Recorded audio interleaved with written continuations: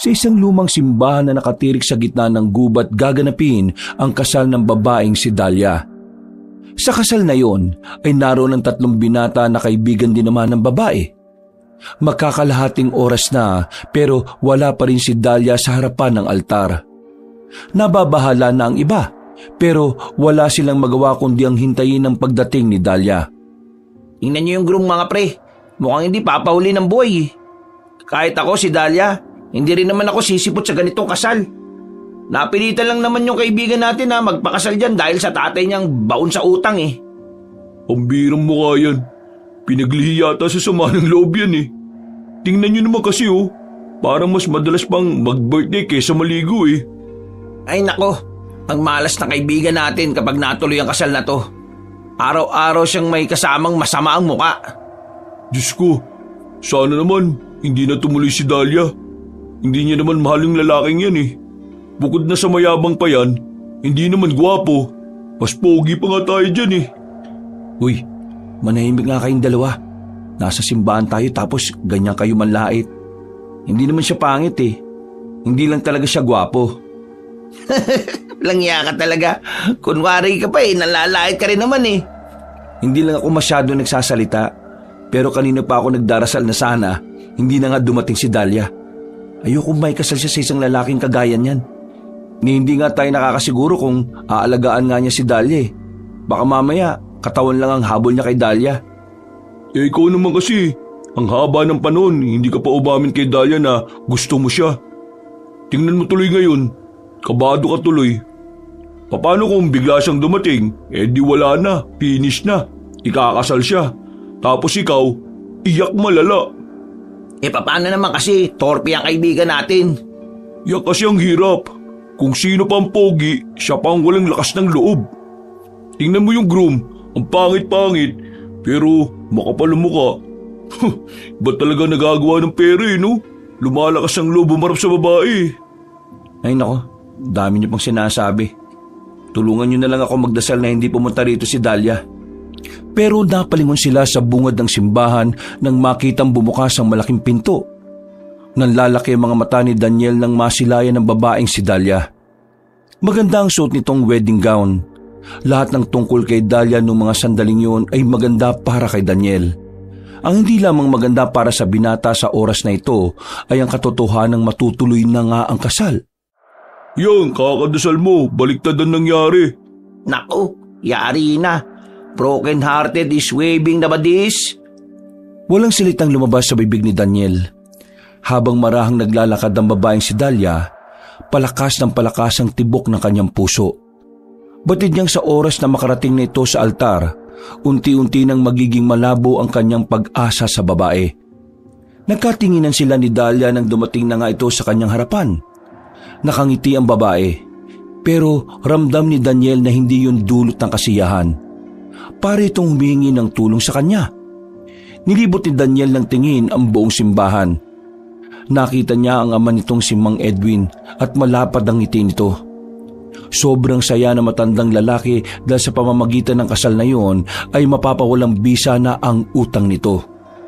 Naku, nasa harapan na ng altar. Matutuloy na talaga. Ay naku, Jello. Handa mo na mamaya isang kahong alak ha. Babahan ng luha mamaya. Sige, sasamahan ko na rin ng chicharong bulaklak para diretso putok-batok pagkatapos bumutok ng puso. Sige, asarin niyo pa ako. Eh kung tinutulungan niyo na lang ako mag-isip kung paano pipigilan yung kasal na ito. Napakadali lang naman yan eh. Sabihin mo, itigil ang kasal. Napalingon silang lahat nang simulan na ng pari ang seremonya. Habang naririnig ni Daniel na nagsasalita ang pari ay mas lalo siyang kinakabahan. Namamawis ang kanyang palad. Nag-iinit ang kanyang mukha dahil sa kakaibang kaba na nararamdaman.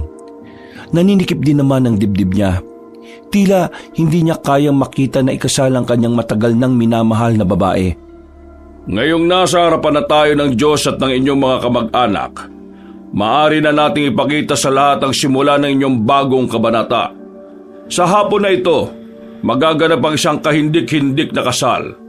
Isang anghel galing sa lupa at isang ewan ko na lang. Nagkaroon ng bulong-bulungan ng mga sandaling yon. Hindi nila maintindihan kung bakit ganun ang pananalita ng pari, pero kahit na ganun, nanatiling tahimik ang mga tao. Ikaw babae, tinatanggap mo ba si lalaki sa iyong buhay? Sa sobrang hirap ng buhay at sa walang ginhawa? Sigurado ka na ba sa desisyon mong ito? Meron ka bang sapat na oras para maging honest sa harapan ng altar? Hala, tripping ni Father. Anong ginagawa niya? Bakit ganun si Father? Mas lalong lumakas ang bulungan. Si Mang Edwin na ama ng bride ay parang nakakaramdam na rin ng inis ng mga sandaling yon. Pinipigilan lang ito ng mga katabi nito para hindi lumapit sa altar. Tatanungin kita ulit. Ikaw babae, tinatanggap mo ba si lalaki sa iyong buhay sa hirap at sa ginhawa? At kung oo, bakit naman? Po? Oo o hindi? Oo, Bago ka sumagot, hayaan niyo munang magbigay ako ng isang makabagbag damdamin na mensahe. Alam niyo ba na ang pag-ibig ay hindi pinipilit? Hindi ito ginagawang pambayad sa utang ng isang ama. Mawalang galang na ho, Father. Pero ang ginagawa niyo labag sa tunay na gawain ng isang pari Pari ba talaga kayo? Ikaw ba ang ama ng bride? Oo, ako nga ho ang ama. Ako naman ang pare. Kaya maupo ka dyan at hayaan mo kung gawin ang trabaho ko. Mas lalong lumakas sa mga bulungan ng mga sandaling yon. Pati ang groom, parang gusto nang sapukin ng pari na nagsasalita. Uling tanong, Iha. Diyos ko po, tinatanggap mo ba itong lalaking ito na makasama mo habang buhay sa hirap na walang ginhawa? Puro sakit at puro konsumisyon lang ang dalayatan nitong lalaki na to. Tinatanggap mo pa rin ba? Umingay na naman sa simbahan, habang ang babaeng si Dahlia naman ay hindi pa rin makapagsalita. Napatingin ito sandali kay Daniel. Hindi na makangiti ang babae, habang si Daniel naman ay pinipilit na lamang ngumiti, pero ang totoo, parang dinudurog ang puso nito. Pre, tumutol ka na kaya? Oo nga, pre. Uy! Tila hindi na naririnig ni Daniel ang sinasabi ng kanyang mga kaibigan. Tanging naririnig na lamang niya ay ang pagtibok ng kanyang puso. Hindi makapagsalita ang ating bride. Alam niyo ba ang sinasabi sa kasabihan na silence means no? Ibig sabihin, hindi niya tinatanggap na, "Hey! Sinaulo ka bang pari ka? Hindi ganyan ang gawain ng isang paring nagkakasal sa dalawang tao nagmamahalan." Alin? Ito? Nagmamahalan? Mamahalin ng babaeng ito ang lalaking ito? Ganitong itsura? Maayos ka Kapag hindi mo tinapos ng maayos ang kasal ipapakulong kita. Huwag mo ko subukan. Father, sige na po. Ituloy niyo na po. Ayokong pati kayo madamay sa gulong ito.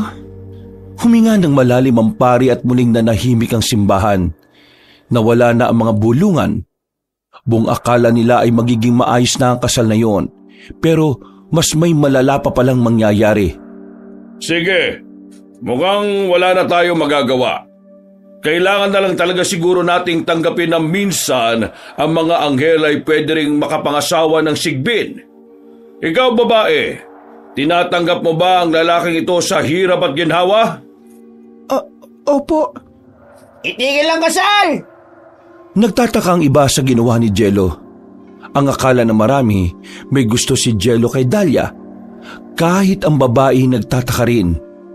Lihim naman na nagdiwang ang kalooban ng pare. Sige, tuloy nyo na ulit. Daniel, sumigaw ka na kasi. Ano ka ba naman? Ay, ikaw dyan. Huwag kang mang-trip dito Ipapabugbog kita mamaya kapag hindi ka tumigil. Paano mo nagagawang magbanta sa harapan ng Panginoon? Isa ka bang ama o isa kang masamang tao? Ituloy nyo na kasal. Kanina pa tayo rito Naton ulit ang kanilang atensyon sa babae. Huminga ng malalim si Dahlia. Pakiramdam ng dalaga, hindi na nga talaga mapipigilan ang kasal na yon. Kaya naman naisipan niya na lamang na sumagot. Opo, Father. Nako, wala na, finish na. Ay, bigay ka ba? Oo raw. Ano lang susunod? Okay. Ikaw babae, you now kiss the sigbin. Maglalapat na sana ang labi ng bride at groom pero Stop the wedding! Wow, social English! Di bagay pre, pero ox na. Ay, ikaw Daniel! Ano ba ginagawa mo? Nababaliw ka na ba? Kitang-kita naman na hindi masaya si Dahlia sa kasal na ito. Kaya narito ako para sagapin siya sa kapalaran na nakabang sa kanya. Wala kang karapatan sa anak ko! Kargador ka lang! Okay, dahil may tumututol, this wedding is dismissed. Sinaulo kang pari ka! Dismiss! Ano to? Meeting sa opisina? Dahlia, huwag kang mag-alala. Hindi ko hayaan na makulong ka sa isang buhay na hindi mo ginusto. tinulak ni Jello at Janjan ang lalaking si Daniel. Agad namang lumapit si Daniel kay Dahlia. Akmanghaharangan pa ang groom pero hinila ito ng paring si Abalos. Huwag ka nang makulit. Yan ang bet kong couple eh. Dahlia, tara na. Iwan na natin ang magulong mundong ito. Hinila na niya ang babae. Walang nakapigil sa kanila palabas ng simbahan. Sakto namang may napada na tricycle sa harapan kaya agad naman silang nakaalis. Naku, wala pala akong pamasahe. Ako nang bahala. Manong, sa Baryo Uno po tayo. Pinahururot ng tricycle driver ang sinasakyan nila kaya hindi na nakahabol pa ang mga nasa simbahan. Makalipas lang ang ilang sandali, nakarating na rin naman sila Daniel sa Baryo Uno. Pumasok sila sa kagubatan. Sandali silang tumambay roon. Makalipas lang ang halos 20 minutos na katahimikan na namagitan sa kanila, biglang dumating si Mang Abalos. Nanlalaki ang mga mata ni Daniel sa kanyang nakita. Oh, si Father to ah. Anong ginagawa niya rito? Hindi siya totoong pare. Ha? Paano hindi totoong pare? Nandun siya kanina, di ba? Nakilala ko lang siya rito sa Baryo Uno. Nakiusap ako sa kanya na magpanggap na pare para lang hindi matuloy ang kasal. Ano? Nasaan yung totoong pare? Nasa likod ng simbahan. Tulog. Pinainom ko ng alak eh. Pambihira. Hindi ko ito inaasahan ah. Pero maraming salamat sa iyo, iho. Hindi ko na kasi talaga kayang pigilan na kasal kanina. Galit na yung tatay nito eh. Buti na lang umepal ka. Umepal talaga? Hindi masamang umepal minsan. Lalo na kung may buhay kang ililigtas. Tingnan mo ang babaeng ito. Kung hindi ka umepal, baka napangasawa na nito yung sigbin eh. Maraming salamat, Daniel. Utang ko sa iyo ang buhay ko. Ang OA mo naman. Anong utang? Hindi naman ganun kalaki ginawa ko. Niligtas mo ako sa kapalaran na ayaw ko. Ay, ikaw iho. Klas mo no? Ha? Ay, binata na siya. Bilog na utot. Dahlia, paano ba nakilala yung mga ganitong tao? Mamaya na kayo maglambingan ha. Ang mabuti pa, sumama na kayo sa tirahan ko para makapagpalit na ng suot ang babaeng ito. 2 minuto lang silang naglakad ay nakarating na rin sila sa tirahan ng matandang lalaki. Pagdating nila roon, dito na nalaman ni Daniel na isa palang albularyo ang matandang si Abalos. Iya, dun sa kwarto. Naroon ang mga gamit mo. Pasensya na kayo ha. Nalasing kasi ako kagabi kaya hindi ako nakapaglinis. Ayos lang po. Maraming salamat po. Agad na ring naglakad ng dalaga patungo sa silid para makapagbihis. Napatingin naman ang matandang lalaki sa binata. Sumilay ang ngiti nito na parabang nanunukso. Rashmono, ilan taon ka na ba? Tuli ka na ba? Manong naman, malamang tuli na ako. Nasa tamang edad na rin ako. Pero maganda ang ginawa mo ha. Kawawa naman ang batang yan kung may kakasal lang dahil ipambabayad sa utang ng tatay. Sira ulo yung tatay niya eh no. Biruin mo, payapa ang buhay ng anak niya. Ikakasal niya sa lalaking may pamilyang magulo. Noon pa man, masama na talaga ugali ng tatay niyan eh. Nakakainis palagi kapag nakikita niya ako eh. Lagi ako minamaliit. Ang sarap ipakain sa mga aswang kung totoo lang na meron yun eh. Gusto mo ba ipakain ang ama niya sa aswang? Hindi naman totoo yun. Iho, totoo mga aswang. Akala mo lang hindi. Hindi ka ba maniniwala sa isang albularyo na kagaya ko? Hindi pa naman kasi kita ganun kakilala eh. Kaya hindi ko alam kung maniniwala ba ako sa'yo. Kung sa bagay, may punto ka naman. Pero, ikaw iho, seryoso, mahal mo ba yung babaeng yun, di ba? Ha? Alam mo ba iho, kapag ang isang lalaki ay pinigilan ng kasal ng isang babae, ibig sabihin nun, may nararamdaman siyang espesyal sa babaeng yon. Hindi na nakapagsalita pa ang lalaking si Daniel. Natigil na ang kanilang usapan na yun nang lumabas na ng silid ng babae. Oh, paano? Lalabas na muna ako. Bibili lang ako ng pangapunan. Dalia, hanggang kailan ka rito? Hanggang mamayang gabi lang. Pero dito sa baryo lang din na ito ako titira. May lilipatan na akong bahay sa bandang gitna. Sigurado ka bang kaya mo? Gusto mo ba akong samahan? Ha? Di ba bawal yun? Mag-asawa lang ang nagsasama sa isang bahay eh. Hindi naman na uso ang ganon. Ang mahalaga naman ngayon, may respeto ang lalaki sa babae kahit na walang namamagitan sa kanila. Pero ganun kasi ang turo sa akin ng lola ko noong nabubuhay pa siya. Hanggat hindi kayo kinakasal, hindi kayo pwede magsama sa iisang bahay. Kailangan na muna nating magpakasal. Magpapakasal tayo? Hindi nakapagsalita si Daniel. Parang hindi niya rin inaasahan na masasabi niya yon. Mahabang katahimikan ng namayani. Tila may dumaang anghel sa kanilang harapan. Pero binasag na lamang ni Daniel ang katahimikan na yon. I mean, di ba, if ever lang naman, kailangan kasal tayo. Kung sa bagay. Nanahimik na lamang si Daniel sa gilid. Noong mga sandaling yon, alam niya sa kanyang sarili na nakakaramdam siya ng kilig. Hindi niya lamang ito pinahahalata. Lumabas na muna siya para magsibak na lamang ng kahoy. Pero sinundan pa rin siya ni Dalia roon. Hindi ko na alam kung anong mangyayari pagkatapos ng mga nangyari. Sigurado ko, galit na sa iyo ang tatay mo. Kung sakaling uuwi ka sa kanila, tatanggapin ka pa rin naman nila eh. Pero hindi ka na makakaalis doon. Sinasabi mo bang hindi na ako pwedeng umuwi? Pwede pa rin naman kung pipiliin mong mabuhay sa paraang ayaw mo. Ayoko na, nakakasakal na. Gusto ko nang mamuhay ng sarili ko lang. Matagal na ako nagtitiis sa mga ginagawa ni tatay eh. Ako na lang palagi yung nagiging kabayaran sa lahat ng maling desisyon niya sa buhay. Hindi naman sa kinakampihan kita. Pero tama lang naman na isipin mo rin ang sarili mo. Minsan lang naman tayo mabubuhay sa mundong ito eh. At huwag nating hayaan na pagharian ng iba ang buhay natin. Tayo ang hari at reyna ng sarili nating buhay. Kaya dapat gawin natin ang lahat para mapabuti tayo. Tama ka, Daniel. Kahit na kailan, marunong ka talaga pagdating sa buhay. Isa yan sa mga hinahangaan ko sa iyo eh.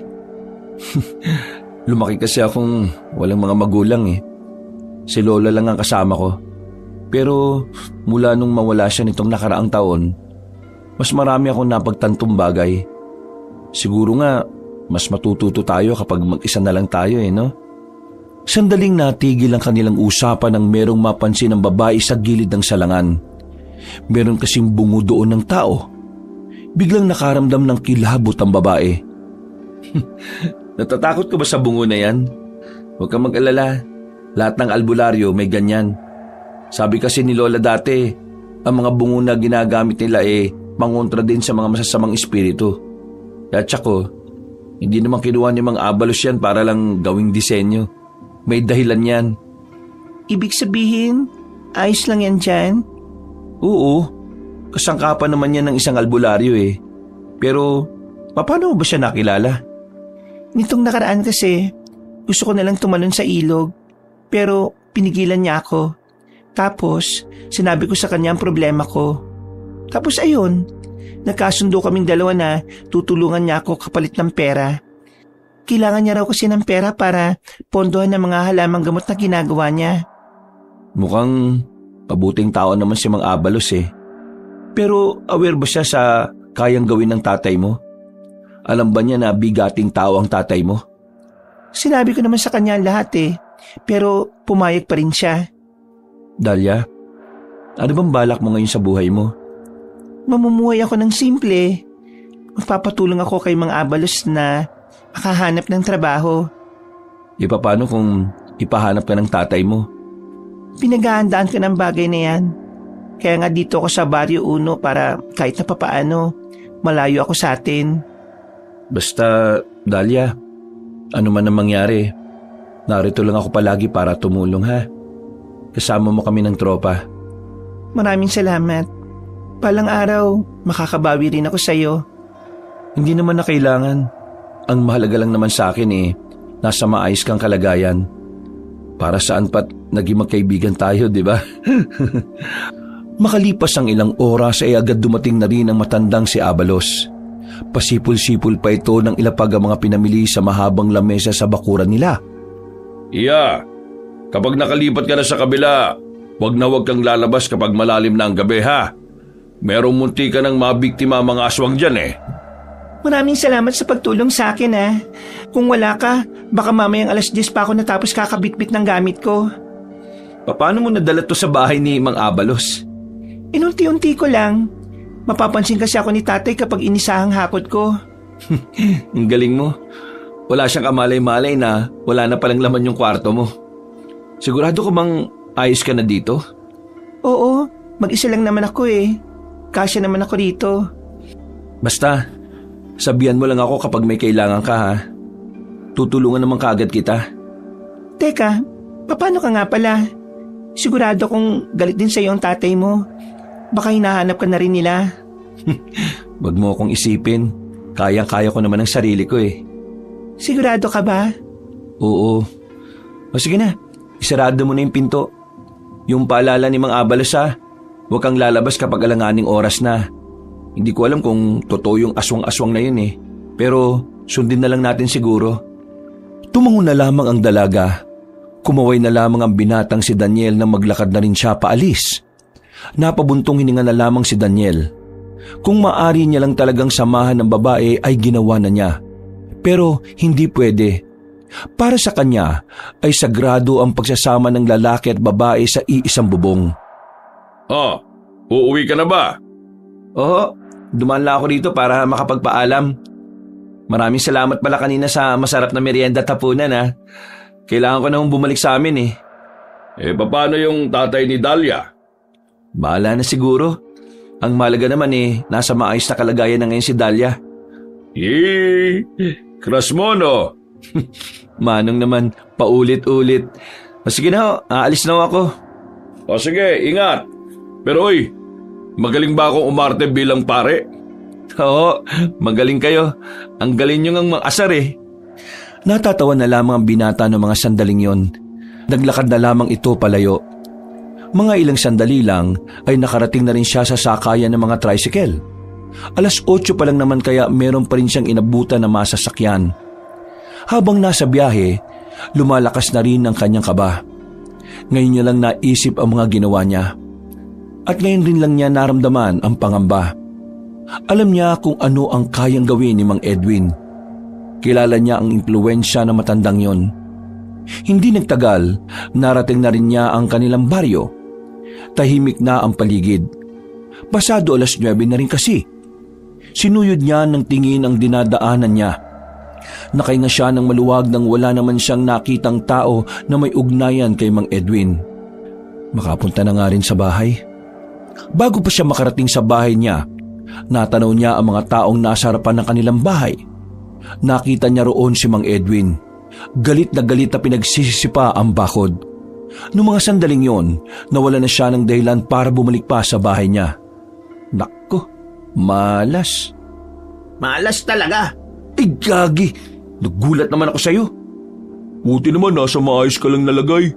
Kala namin nakuha ka na ng mga yun Okay lang ako. Tulungan niyo nga ako.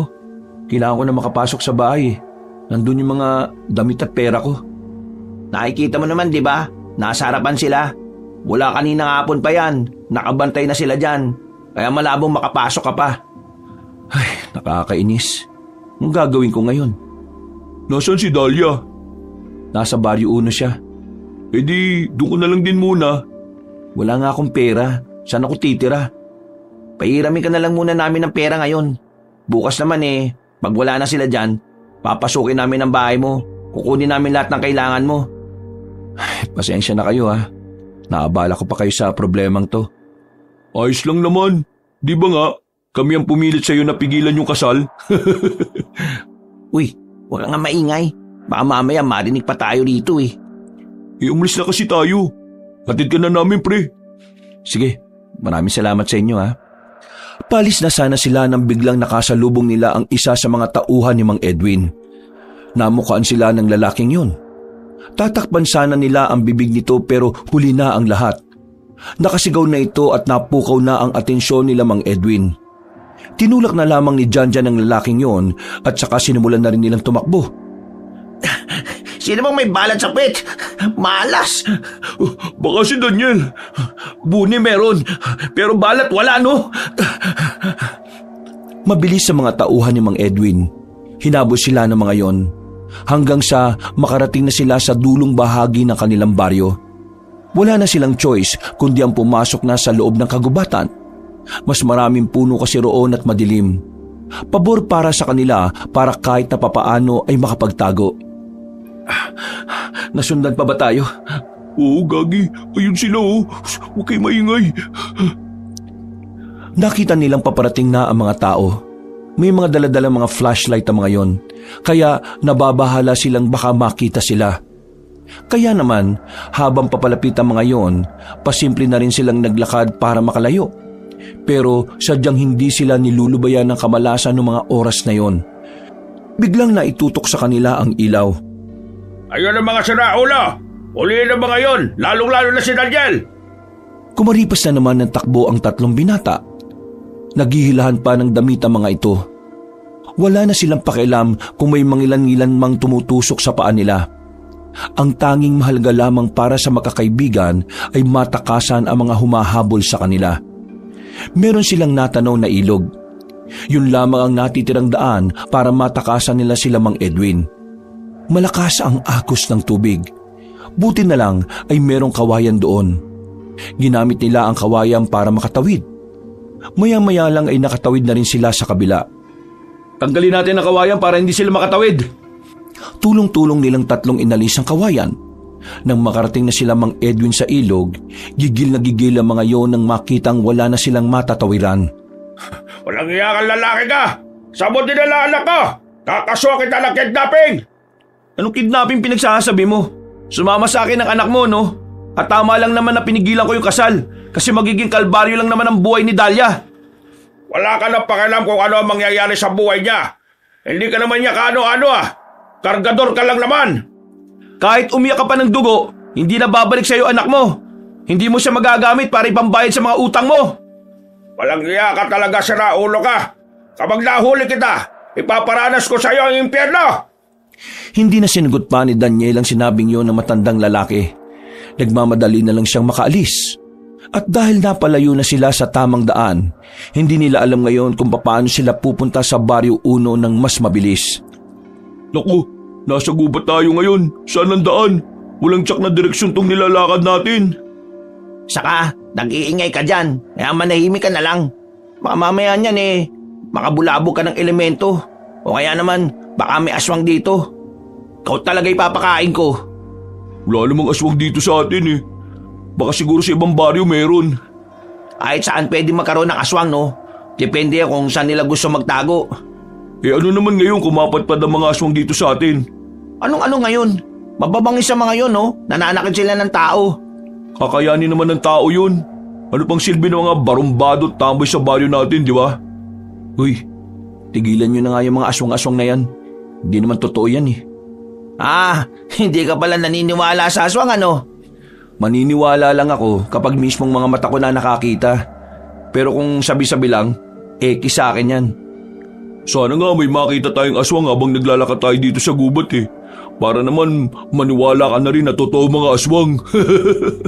Oo, sige, pagdasal mo na sana may makita tayong aswang para maniwala na ako sa mga kalokohan ninyo. Baka naman kapag nakakita na tayo, ikaw naman ang unang tumakbo ah. Ako? Tatakbo? Siguro sa tao takot ako. Pero sa mga ganyan, manigas sila. Tapang ni tropa. Tingnan natin kapag nakakita talaga tayo ng totoong aswang. Nagtatawanan pa sila ng mga sandaling yon. Hindi nila alintana ang dilim na kanilang tinatahak. Nalilibang sila sa kanilang mga pinag-uusapan. Kaya kahit na liblib ang kanilang dinaraanan, wala naman silang nararamdamang takot o pagkailang. Pero nag-iba ang ihip ng hangin nang makarating sila sa isang malawak na kapatagan. Paritong dating taniman ng palayan. Pero nagtataka sila sa nakikita nilang tila may mga putol na puno roon. Nung una, hindi nila yun pinansin. Buong akala kasi nila ay lehitimong puno lang. Pero nang papalapit na sila roon, saka na nila napagtanto kung ano ang mga naroon. Gagi, hindi mga putol na puno to. Kalahating katawan ito ng mga manananggal. Hindi makapagsalita ang lalaking si Daniel sa mga sandaling ito. Hindi siya makapaniwala sa kanyang mga nakikita. Nasa halos 10 kalahating katawan ng mga manananggal ang naroroon. Hindi niya alam kung papaanong nangyaring naiwan ang katawan roon. Isa lang ang alam niya sa puntong ito. Naniniwala na siya na totoo ang mga aswang. Aswang? Aswang ang mga yan? Oo, aswang nga. O ano, naniniwala ka na ba? Mukha ka nang natatakot oh. Kailangan na nating umalis dito. Baka mamaya malaman nilang narito tayo. Ang sabi nila, kapag ibabang katawan lang ang kaharap mo, hindi ka raw mararamdaman ng mga aswang. Kaya naman, meron ako naisip. Ano naman ang naisip mo? May naisip akong trip mga pre. Di ba sinasabi nyo kanina na delikado ang mga aswang? Bakit narito pa tayo? Uy, takot siya. Takot ka no? Anong takot? Iniisip ko lang yung kapakanan natin. Dito ka lang pre. Ikaw Jello, sama ka sa akin. Lapitan natin. Ano ba kasing gagawin natin? Sabi nila, naninipa daw mga yan. Ang gagawin natin, pagtatabi-tabihin natin ang mga kalahating katawan na yan. Tapos, kukurti natin isa-isa para magtadyakan sila. Sila ulo. Pwede ba yun? Kaya nga gawin natin para malaman natin kung posible o hindi Kapag tayo napahamak dyan Dami talaga nitong alam na kalokohan Diyan ka lang pre, bawal dito mga takot. Di ako takot no? Agad na lumapit ang 2 binata sa mga kalahating katawan ng manananggal. Nakikita pa nilang gumagalaw ang paa ng mga yon, pati na rin ang bituka na nakalitaw sa bewang. Pero hindi nila yon pinagtuunan ng pansin. Walang nararamdamang takot ang 2. Binuhat nila ang isang kalahati. Sinunod naman nila ang iba. Nang mapaglapit-lapit na nila ang mga yon, kinurot nila sa binti lahat. Mabilis silang lumayo. Halos mamatay sila sa kakatawa nang makitang nagtatadyakan ng mga kalahating katawan. Kahit si Daniel na halata namang natatakot, napahagalpak din ng tawa. Pinagtripan nila ang kalahating katawan ng mga manananggal. Hindi pa nga sila nakontento. Tinadyakan nila ang mga yon. Nagtumbahan ng mga yon at hirap na makabangon. Pero wala pang 5 minutong ginagawa nila yon, may narinig silang kakaibang ingay mula sa kung saan. Gagi, mukhang pabalik na sila. Kailangan na natin makaalis, dali. Anong makaalis? Magtatago muna tayo. Titingnan natin kung anong reaksyon nila. Hinila ni Janjan si Daniel patungo sa sulok. Ilang sandali lang, nakita na lang nila ang mga manananggal na naging buo na ulit ang katawan. Nag-away-away ang mga yon sa pag-aakalang sila rin ang kumurot sa binti ng isa't isa. Pigil na pigil naman ang tawa ng 3. Hindi sila maaaring tumawa ng malakas dahil maririnig sila. Umalis ang manananggal. Hindi sila nakita ng mga yon. Kinabag na sila sa kakatawa. Hindi naman pala nakakatakot yung mga aswang na yan Oo, basta kaya mo lang sumabay sa trip. Kita nyo kung paano nila pagbintangan ng isa't isa? Para silang mga tanga O ano, gawin natin uli. Ikaw na lang, baka mamaya nakatsamba lang tayo ngayon na di nila tayo nahuli. Paano kung nahuli na nila tayo sa susunod? Tama si Daniel. Isa pa, hindi naman ito pakay natin Kailangan natin makarating sa Baryo 1. Di sige, pero nag-enjoy naman kayo, di ba? Pagtripan mo ba naman yung mga aswang Nung sandaling yun, ang naging interpretasyon ni Daniel sa mga aswang ay madali lamang paglaruan. Hindi nakakatakot at hindi naman delikado. Akala niya kasi basta-basta lang ang mga aswang. Sa pagtsatsaga nilang maglakad, nakalabas na rin sila ng kagubatan. Nasa kalsada na sila at naalaman na rin nila ang tamang daan. Dakong alauna na ng madaling araw na makarating sila sa Baryo 1. Tulog na ang lahat ng tao. Pero kailangan ni Daniel na makausap ang matandang si Abalos. Ito lang ang tingin niya makakatulong sa kanya. Tao po! Tao po! Mga Abalos! Daniel, akala ko ba umuwi ka na? Bakit ka narito? Kasama pa ang mga kaibigan mo Hinaabol kasi ako ni Mang Edwin. Parang papatay nila ako. Pwede po bang dito na muna ako? Bukas ng umaga hanap ako na matitirhan dito. Wala namang problema sa akin. O pre, tropa mo pala tong si Father Oo nga, ikaw yung pare sa kasal nila Dahlia, di ba? Hindi siya totoong pare. Nagpanggap lang siya na pare para pigilan din yung kasal. Kakilala siya ni Dahlia. Kaya pala lakas ng trip Ay, siya nga pala. Albularyo pala si Mang Abalos. Gumagawa siya ng mga gamot. Albularyo pala di may alam po kayo sa mga aswang. Oo naman. Kanina po kasi may pinagtripan kami mga aswang Sa sinabing yun ni Jello ay biglang sumeryoso ang mukha ng matandang lalaki. Pinapasok na sila nito sa loob ng bahay. Binigyan din ng maiinom. Sinabi niyong may pinagtripan kayong aswang? Daniel, ano bang sinasabi ng mga kaibigan mo? Nung hinabol kasi kami ni Mang Edwin, napadpad kami sa gubat. Tapos, meron kaming nakita mga kalahating katawan ng mga manananggal. Nasa 10 yata yung mga yun. Tapos, pinagtabi-tabi nila. Kinurot nila sa binti. Tapos, nagtadyakan yung mga kalahating katawan na yun. Nag-away yung mga manananggal nung balikan nila yung mga katawan nila. Mga siraulo din pala itong mga kaibigan mo Ang saya-saya kaya. Pero huwag nyo nang uulitin ang ginawa nyo Wala kayong alam kung ano ang kaya nilang gawin. Bakit Delikado po ba sila? Mapanganib ba talaga sila? Hindi nyo man lang ba itinanong kung bakit wala ang kalahating katawan nila roon? Dahil yun sa naghahanap sila ng pwede nilang kainin. At kadalasan sa mga kinakain nila, mga babae o bata.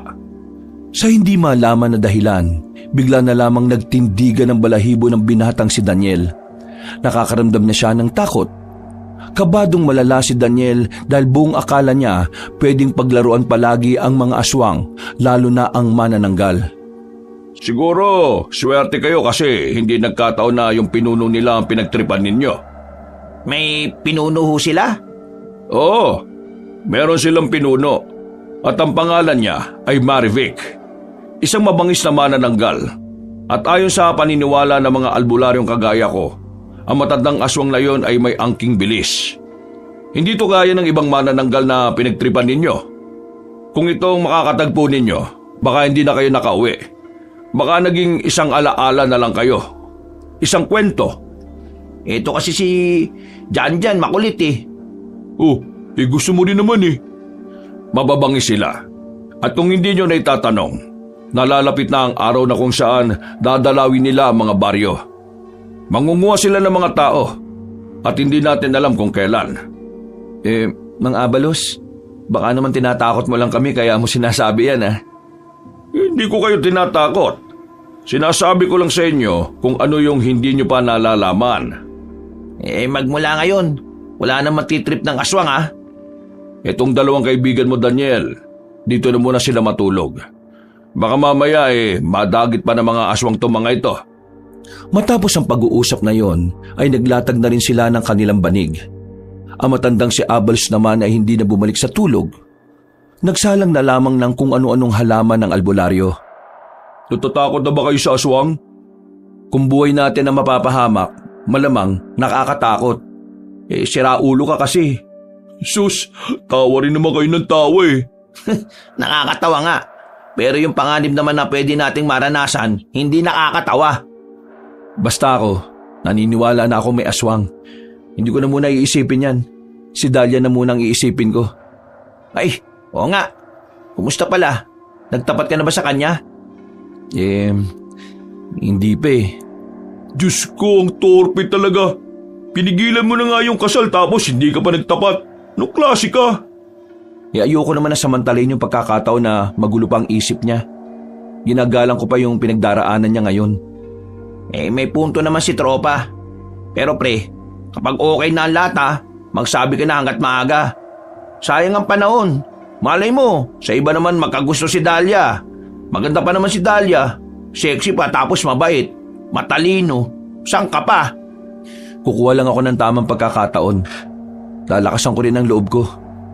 Napangiti na lamang ang lalaking si Daniel. Mga ilang sandali lang, hindi na niya namalayan na nakatulog na pala siya. Kinabukasan, nagising na lamang sila dahil sa masarap na amoy ng puto. Bumangon sila at pagdating nila sa bakuran, katatapos lang palang magluto ni Mang Abalos. Napangiti rin si Daniel nang makita niyang naroon din si Dahlia. Gising na pala mga boarders ko. Kain na kayo rito. Puto na may tableya. Dahlia, kanina ka pa rito? Hindi naman, medyo kararating ko lang. Kumusta ka naman? Ayos naman ako. Nahirapan lang ako matulog. Siguro kasi naninibago pa ako. Sa susunod na araw, mahimbing na yung tulog mo niyan. Sana nga. Kailangan ba muna naming umalis para makapag-usap kayo na maayos? Oo nga, para naman masolo niyo ang isa't isa. Ay! Uy, para kayong mga siraulo. Hindi na lamang pinansin ni Daniel ang mga sinasabi sa kanila ng dalawang kaibigan. Itinuon na lamang niya ang atensyon sa kanyang kinakain. Maya-maya lang din, umuwi na rin si Janjan at Jello. Naiwan si Daniel doon kasama si Dahlia at Mang Abalos. Noong hapon na yon, kailangan niya makahanap ng matitirhang bahay. Kaya naman, naglakad-lakad sila sa baryo. Merong isang bakanting bahay malapit lang din sa tinutuluyan ko. Ang kaso nga lang, wala pang gamit sa loob. Wala rin papag. Sasay ka muna matutulog. Ayos na siguro yon. Sigurado ka ba? Marami pa naman tayong makikita dyan na kung saan makakatulog ka naman na maayos. Ayos na po yun. Para naman malapit lang din ako kay Dahlia. Kung sa bagay, nauunawaan naman kita. Kahit naman ako gusto ko rin namang mapalapit sa mahal ko. Ano po? Ang sabi ko, puntahan na natin yung sinasabi mo. Maliit na bahay lang ang kanilang dinatnan. Kagaya ng sinabi ng dalaga, walang kagamit-gamit sa loob. Pero hindi naman yun naging problema para sa binata. Mamaya, darating naman yung may-ari ng bahay na yan. Kausapin mo na lang siya. O paano? Maiwan ko na muna kayo Naglakad na palis sa matandang lalaki. Dalawa na lamang sila sa harapan ng bahay na yon. Nang magtama ang kanilang tingin, nakaramdam ng hiya ang binata kaya tinuon niya na lamang ang tingin sa ibang direksyon. Nakita niyang may matandang babae na dumating. Puti na rin ang buhok nito. Medyo kulubot na rin ang balat pero malakas-lakas pa rin naman. Ano bang may paglilingkod ko sa dalawang magkasintahan na ito? Hindi po kami magkasintahan. Kaibigan ko lang po siya. Opo, tama po siya. Magkaibigan lang po kaming dalawa. Ano po kasi, pinapaupahan niyo po ba yung bahay na ito? Nagaanap kasi ako ng pansamantala matutuluyan. Oo naman, pinapaupahan ko yan. Kailan ka ba lilipat? Kung pwede lang sana ngayong araw na. Wala kasi ako matutulugan Wala naman din problema. Kapag nabigay mo na ang bayad, pwede ka nang lumipat kaagad. Malapad nang umiti ang matandang babae sa kanya. Sa hindi malamang dahilan ay parang nakaramdam ng kakaiba si Daniel sa ngiting yon. Para bang mahiwaga ito. Pero binaliwala niya yon. Inisip niya na baka ganun lang talaga ang matanda. Binigay na niya ang pera pagkatapos nila mag-usap. Umalis na rin naman ang matanda. Pumasok na rin siya sa loob para tingnan ng kanyang hihigaan. Maayos naman at malinis. Mamaya dumaan ka sa akin Pahiramin na muna kita ng banig. Nako, maraming salamat Mabilis na lumipas sa mga sandali. Agad na sumapit ang kinagabihan. Naninibago ang binatang si Daniel sa kanyang bagong tirahan. Hindi kasi siya sanay na sa lapag natutulog. At mas lalong hindi siya sanay na walang gaanong gamit sa bahay na yon. Dakong 10:00 ng gabi ay nakapaglatag na siya ng banig. Balak niyang maagang matulog para sana makahanap ng bagong trabaho kinabukasan. Sa mga unang araw ni Daniel doon, masasabi niyang nahihirapan pa siya. Pero sa mga sumunod na araw, unti-unti na rin siyang nasasanay sa bagong sistema ng kanyang buhay. Ang mahalaga naman kasi sa kanya ay malapit lang siya sa babaeng si Dahlia. Kumusta naman kayo sa atin? Hindi ba kayo ginugulo ni Mang Edwin? Hindi naman. Mukha kang hindi naman niya kami nakilala nung hinahabol nila tayo eh. Malabo kasi mata na matandang yun. Pero ikaw, kumusta ka naman pala rito? Eto, ayos naman. Nakakapag-adjust na. May extra na muna ako rito sa pangingisda. Yun yung pinakakakitaan ko ngayon dito. Kailangan mo ba ng pera? Ay, hindi na. Nakakahiya na, no? Marami na kayong naitulong sa akin. Pero kung bibigyan niyo ako, tatanggapin ko din naman. Baka magtampo kayo eh. Bawal daw magtampo sa grasya. Sus, kunwari ka pa no? Pwede ba dito kami matulog mamaya? Para naman may kasama ka? Oo naman, no. Wala namang problema. Bumili ng alak ang dalawang kaibigan niya. Kaya pagsapit ng kinagabihan, naglaklakan sila. Naunang nalasing si Janjan, habang si Jello naman ay pagewang-gewang na rin ang lakad. Si Daniel naman, hindi naman sobrang lasing. Kakaunti lang din naman kasi ang ininom nito dahil hindi naman ito lasinggero. Napapailing na lamang ang binatang si Daniel. Nakaandusay na sa sahig si Janjan at Jello. Hinila na lamang niya mga yon para makahiga na maayos. Bakit ba kasi nagpakalasing ang mga yan? Sinasaktan ba sila ni tatay sa baryo natin? Sabi nila sa akin, hindi naman daw sila inaano ni Mang Edwin. Tiningnan ko rin yung katawan nila at mukha. Wala naman silang pasa eh. Baka namiss lang talaga nila ako kaya sila napainom ng ganyang karami. Sige. Pasok na ako sa bahay ko O sige, sabay na tayo. Punta rin kasi ako sa bahay ni Mang Abalos eh. Hinatid ni Daniel ang dalaga sa mismong tapat ng bahay nito. Nagpalitan sila ng ngiti bago naglakad palayo si Daniel. Walang paglagyan ng saya ni Daniel sa mga oras na ito. Pakiramdam niya ay siya na ang pinakaswerteng tao sa buong mundo. Hindi mawala-wala ang malapad niyang ngiti habang naglalakad na siya sa daan. Pinuntahan niya ang matandang si Abalos, pero nang dumating siya roon, nakita niyang papalis na ang matandang lalaki. Agad niya itong nilapitan. Mang Abalos, saan kayo pupunta ngayon? Bakit parang sasabak yata kayo sa laban? Wala naman. Mangangaso lang ako para makatipid sa pera. Bakit? May sasabihin ka ba sa akin? Sabihin mo na habang maaga pa. Manghiram lang sana ako ng langis manghilot. Masakit kasi yung paa ko eh. Nakikita mo ba yung aparador na yun sa gilid ng lutuan? Kunin mo dyan. Kulay berde ang takip. Pasensya ka na ha, hindi na kita maasikaso. Kailangan ko na rin kasing umalis. Pinagmasdan na lamang ni Daniel ang albularyo na naglakad palayo. Saan kaya pupunta yun? Masundan nga. Matapos makuha ang langis, mabilis niyang sinundan si Mang Abalos. Nakita niyang pumasok ang matandang lalaki sa loob ng kagubatan. Dito pa lang, masama na ang kutob niya. Nagkaroon na siya ng ideya na baka aswang ang bibirahin nito. Kinakabahan si Daniel para sa kapakanan niya. Pero nag-aalala rin naman siya sa matanda. Kahit kasi kailan lang niya ito nakilala, naging mahalaga na ito para sa kanya. Ang tapang naman niyang aswang ang kakalabanin niya. Matanda na siya tapos mag-isa lang din siya. Sa kanyang pagpapatuloy sa pagsunod, natanaw niyang tumigil na ang matandang albularyo sa tapat ng malaking bato. Pinatay na nito ang daladalang lampara.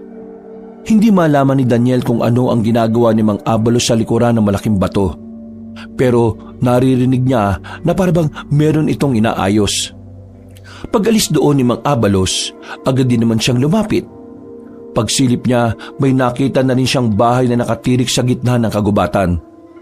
Masama ng kutob ni Daniel, pero mas lalo siyang nabahala nang makita niyang lumapit na doon na matandang si Mang Abalos. Pumasok ito ng bakuran.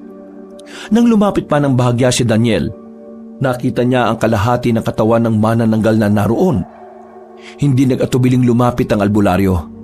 Walang ano-ano, tinaga niya ito ng itak ng paulit-ulit. Agad na tumumba ang kalahating katawan. Gagi, baka bumalik na yung ibabaw na katawan. Mapapahamak si Mang Abalos. Mga ilang sandali lang, lumitaw na ang kalahating katawan ng manananggal. Lumipad yon patungo kay Mang Abalos. Parang aatakin sa puso si Daniel sa kanyang nasasaksihan sa mga sandaling yon. Pero nawala ang kanyang pag-aalala nang makita kaagad na napaslang ni Mang Abalos ang manananggal.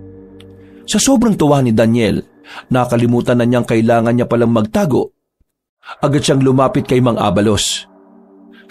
Napakagaling niyo naman, Mang Abalos. Paano niyo natalo yung manananggal na yan nang kayo lang mag-isa? Aba, siraulo ka!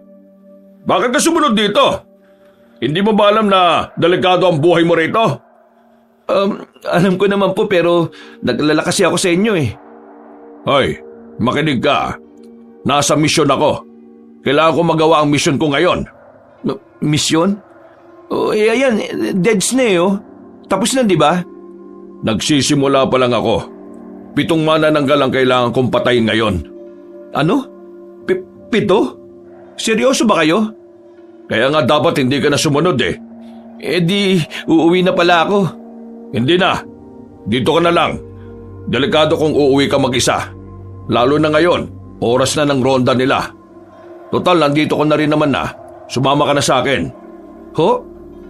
Sasama ako? Anong gagawin ko ron? O ito, hawakan mo itong isang itak. Huwag kang gagawa ng sarili mong desisyon kung ayaw mong mapaaga ha. Naku, pambira naman talaga oh. Gusto ko lang naman manood eh. Mapapalaban pa tuloy. Para naman makaranas ka ng totoong laban ng buhay. Hindi yung puro love life ka lang. Pagkatapos ba nito, magiging matapang na ako?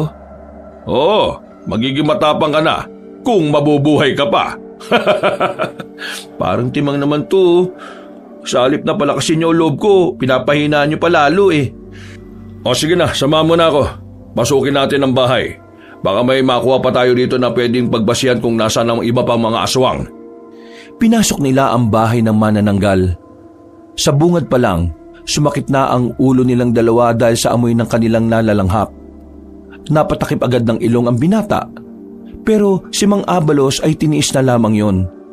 Nakita nila sa bahay na yon ang malalaking garapon kung saan nakalagay ang mga laman loob ng mga tao na naipon ng manananggal. May nakita rin silang mahabang notebook na kung saan nakalagay doon ang mga baryo na kinalalagyan ng mga aswang. Oh, Mang Abalos, sa Baryo 1, meron palang 2 manananggal doon oh. Paano hindi nyo nalaman na meron?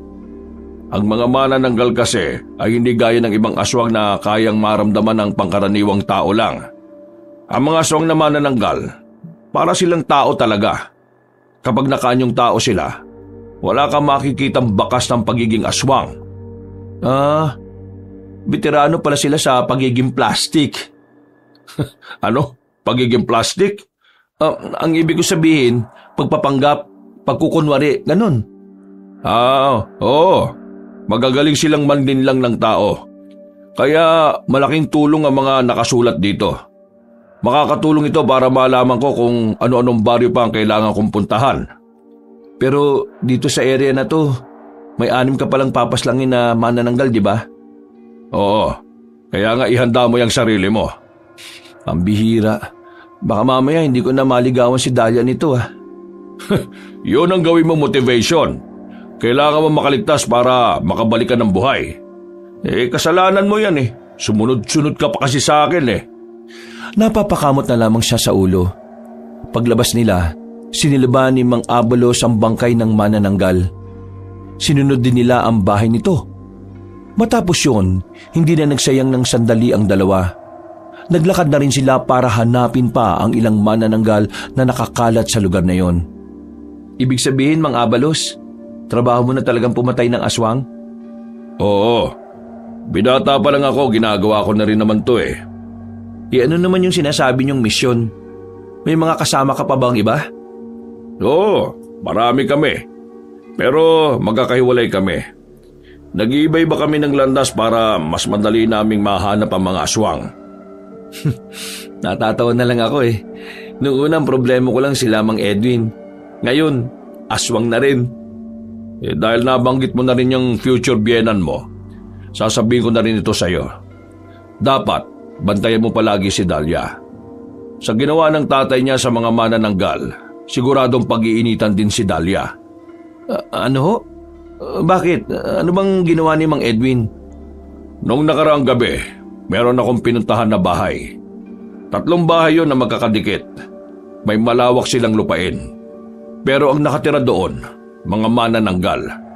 Totodasin ko sana mga manananggal pero dumating si Edwin kasama yung mga tropa niya. Nung una maayos ba ang usapan Tapos nagulat na lang ako. Pinagbababaril ng mga kasama ni Edwin yung mga nasa loob. Pinagbababaril? Grabe naman. Ano ba pinag-usapan nila? Lupa. Gusto nilang bilhin ang lupa. Kaso ayaw ng mga nakatira doon. Kaya pinatay nila. Grabe. Alam ko masama ugali ni Mang Edwin pero hindi ko inakala na kakayanin niyang pumatay. Ang pagkakamali nila, mga aswang ang mga dinali nila. Mga manananggal. At alam mo kung anong nakakabahala. Ano ho?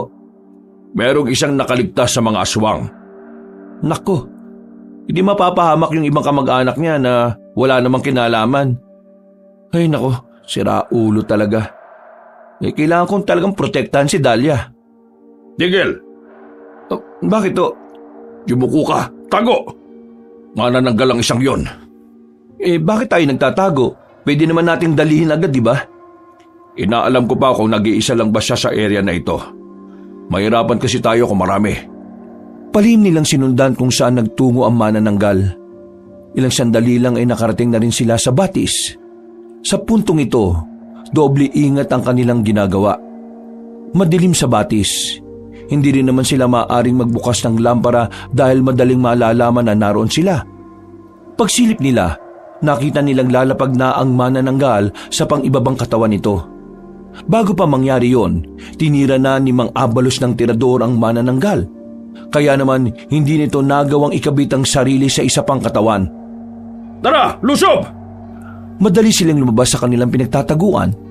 Dahil sa pagkabigla ng manananggal ay sumabit pa ito sa sanga-sanga ng puno. Pero kalaunan ay nakalipad din paalis. Daniel, ikaw dyan sa pangibaba, ako na sa pangitaas. Teka, sandali! Nagmamadaling makaalis sa matandang lalaki. Naiwan si Daniel na hindi alam ang gagawin sa kalahating katawan ng manananggal. Hinawakan niya ng maigpit ang itak. Akmang tatagain na niya yon, pero laking gulat niya nang bigla siya nitong sipain. Tumumba siya. Dumulas din ang itak nito sa kamay dahil sa pagpapawis ng kanyang palad. Wala ka namang mata, pero bakit parang nakikita mo ko? Ha? Sinubukan niyang kunin ang itak pero lumubog na yon sa batis. Wala siyang magagawa kundi ang palagan na lamang ang kalahating katawan ng manananggal. Malakas ka pala sumipa. Tingnan natin kung papalag ka sa gagawin ko. Matapang na lumapit ang binatang si Daniel. Bumelo siya ng malakas at saka sinipa yon sa pagitan ng mga hita. O ano? Masakit ba mabayagan? Walang epekto ang kanyang ginawa. Naglakad lang yon palapit sa kanya. Pero sa puntong ito, mas mabilis na ang lakad. Uy, gagi! Hindi ka nga pala lalaki. Pambirang buhay to. Nagkagawin ko ngayon dito. Takbo lang siya ng takbo nung oras na yon para hindi siya maabutan ng kalahating katawan. Hanggang sa may pumasok na namang ideya sa utak niya. Dinukot niya ang langis na panghilot. Inamoy niya yon at nalaman na maanghang ito. Mabilis na tumakbo ang binata palapit sa kalahating katawan at saka ibinudbod ang langis sa bewang nito. Sa ginawa niyang yon, parang nagdabog yon. Parang batang nagmamaktol. O ano, mapdi ba? Natumbang kalahating katawan na yon. At ang hindi na yon makabangon, buong lakas na hinila yon ni Daniel at itinapon yon sa tubig. Lunod ka ngayon. Ay, teka, paano pala malulunod yun wala namang bibig yun. Mas lalong nawindang si Daniel nang makitang nagfo-floating ang kalahating katawan. Pumapadyak pa ito sa tubig hanggang sa makabalik ito sa gilid ng batis. Natataranta na si Daniel kaya pinutol niya ang sanga na nakita niya. Matapang niyang itinarak ang sanga na yon sa mismong bewang. At sa pagkakataong ito, tuluyan nang hindi na gumalaw ang kalahating katawan ng manananggal. Buti naman. Diyos ko, nakaka-stress pala kalaban to. Paano pa kaya yung upper body? Tumayo na ang binata at nagmamadali ng sumunod kay Mang Abalos. Naabutan niya naman na matanda. Ang kaso nga lang, hindi pa rin ito napapaslang ang manananggal. Nahihirapan si Mang Abalos dahil lipad yun ang lipad. Mabuti naman at nakasunod ka na. Napatay ko yung kalahating katawan niya. Sinaksak ko sa beong ng matulis na sanga eh. Ayos, kung ganon, madali na natin ito mapapaslang. Paano? Binalikan nila ang ibabang parte ng manananggal. Sumunod din naman sa kanila ang manananggal nang mapagtanto nito ang kanilang gagawin. Itinali ni Mang Abalos ang ibabang katawan sa puno. Humawak ng gas at posporo ang matandang albularyo. Seryoso? Hostage natin tong 1/2 na to? Ang mga aswang na manananggal, mahalaga sa kanilang kalahati ng katawan nila. Kasi kung wala ito, hindi sila makakapag-anyong tao. Mamamatay sila kalaunan kapag inabutan sila ng umaga na hindi pa sila nakakabalik sa katawan nila. Maya-maya pa, lumitaw na rin ang manananggal. Pagaspas lang ito ng pagaspas ng pakpak. Hindi makalapit sa kanila. Hoy! Hostage namin tong kalahati mong katawan! Kung gusto mo pang mabuhay, bumalik ka rito sa katawan na ito at ituro mo sa akin kung nasaan pa ang iba. Kung hindi ka babalik, susunugin ko to at mawawala ka na ng kalahating katawan. Aabutan ka na ng sikat ng araw! Naintindihan ka ba niya? Oo, nagtatanga-tangahan lang yan. Pwes, kung ayaw mo bumaba rito, susunugin ko na to! Hindi na nagdalawang isip pa si Mang Abalos. Binuhusan na niya ng gas ang pang-ibabang katawan ng manananggal. Sinilaban niya yon sa harapan mismo ng aswang. Gigil na gigil ang aswang. Sa sobrang galit nito, bigla na lamang itong bumagsak. Nangingisay ito nang makita nila. Makalipas lang ang halos 2 minuto, nalugutan na rin ito ng hininga. Oh, ano nangyari? Dahil ba yun sa nasusunog yung kalahating katawan niya? Hindi. Inatake siya sa puso dahil sa sobrang sama ng loob. Ha? Seryoso? Totoo? Oo, yun ang dahilan. Bakit? Akala mo ba hindi nangyayari yun sa kanila? Akala ko kasi wala na silang puso eh. Kasi di ba kampo na sila ng kadiliman? Ewan ko sa'yo. Wala na to. Susunugin ko na lang din to para sigurado. Sinilaban din ni Mang Abalos ang pang-itaas na bangkay ng manananggal.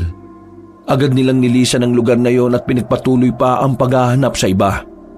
Grabe, ganito pala talaga kahirap ang trabaho nyo, no? Sumasahod din ba kayo rito? Oo, sumasahod din naman. Depende kung magkano matatanggap namin mula sa pinuno namin. Siya kasi ang nakikipag-usap sa lokal ng probinsya. Ibig sabihin, alam ng local government natin na may aswang? Oo naman. Sila ang unang nakakalam nun. Alam nila noon pa. Grabe, dami kong nalalaman ngayon ah. Tapusin na lang natin tong pagpapahinga na to. Tapos uwi na rin tayo. Paano yung ibang aswang? Sa susunod na araw na lang muna. Nag-aalala ako sa iyo, baka mamatay ka eh. Buti naman nag-alala kayo. Matapos ang halos 10 minutong pagpapahinga sa gilid ng ilog, mabilis na rin naman silang umalis sa lugar na yon. Mag-aalas 3 na ng madaling araw na makabalik sila sa Baryo 1. O paano? Uwi ka na. Baka hinahanap ka na ng kaibigan mo. Bukas ng gabi, magpapasama ulit ako sa iyo. Hanapin natin dito sa Baryo 1 yung 2 manananggal. Sige po, maraming salamat po Mang Abalos. Kasi nakauwi pa ako ng buhay.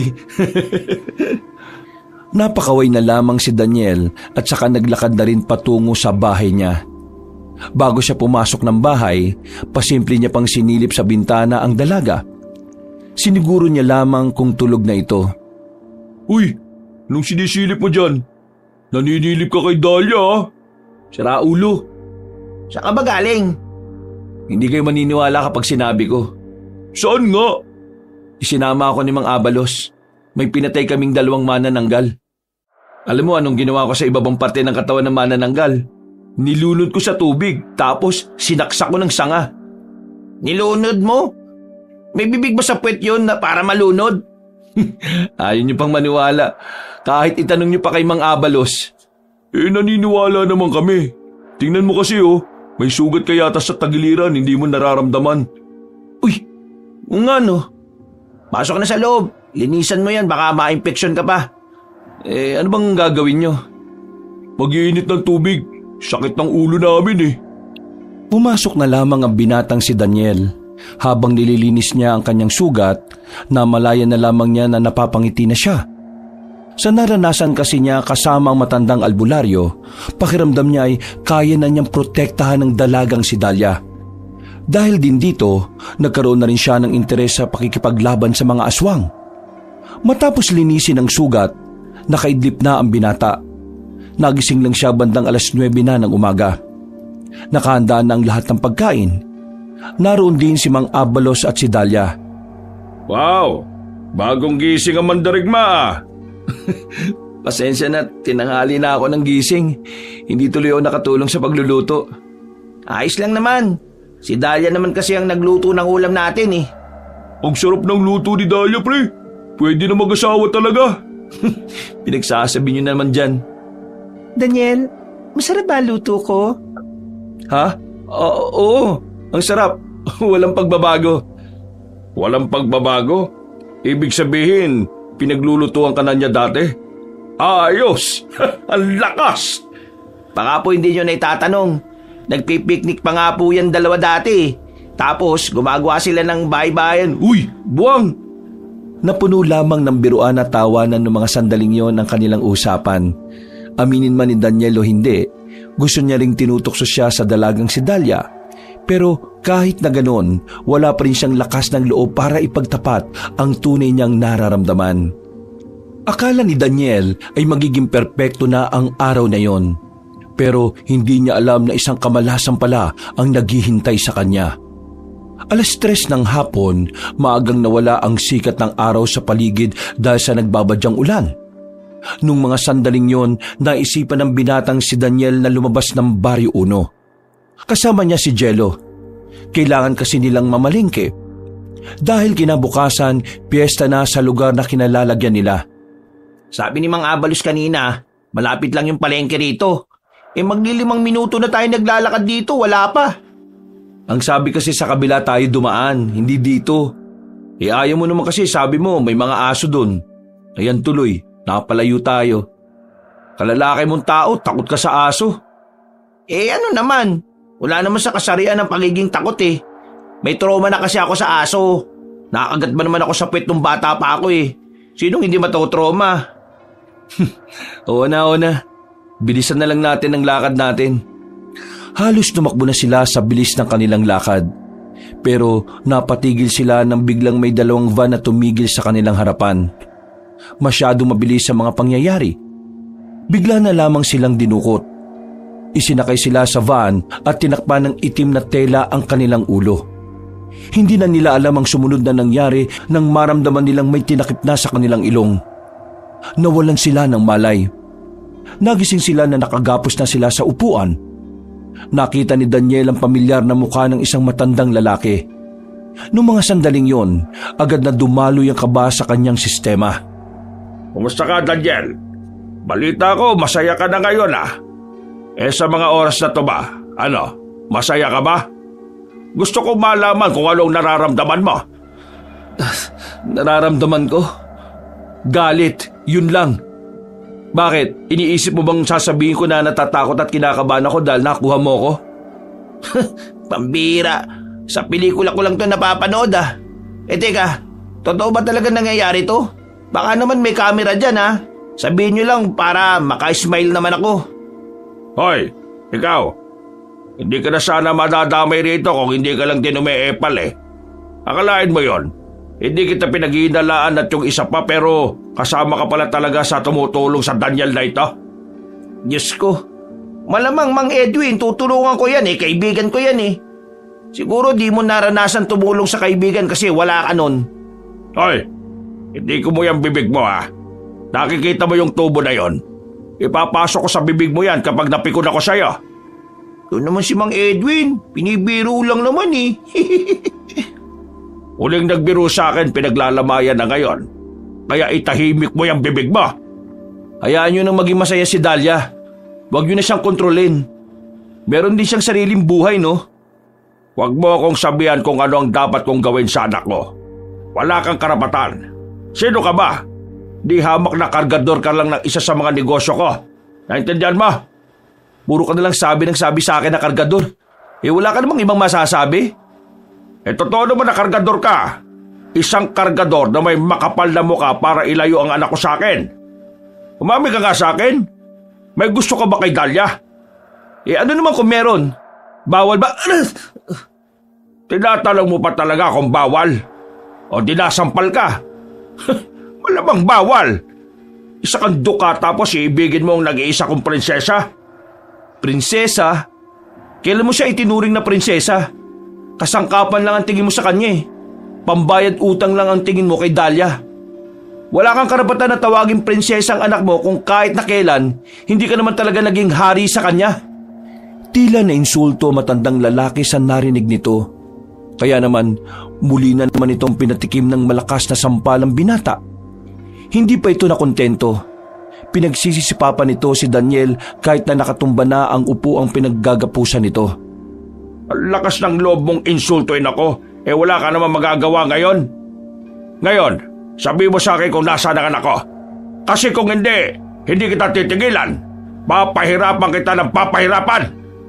Mas gugustuhin ko pang mahirapan kaysa sabihin ko sa iyo kung nasaan siya. Ganon. Ano Eto, ano? Tama na yan. Bakit kasi hindi nala kayo naging mabuting ama para hindi na lumayo sa inyo yung anak nyo? At talagang bumoboses ka pa, ha?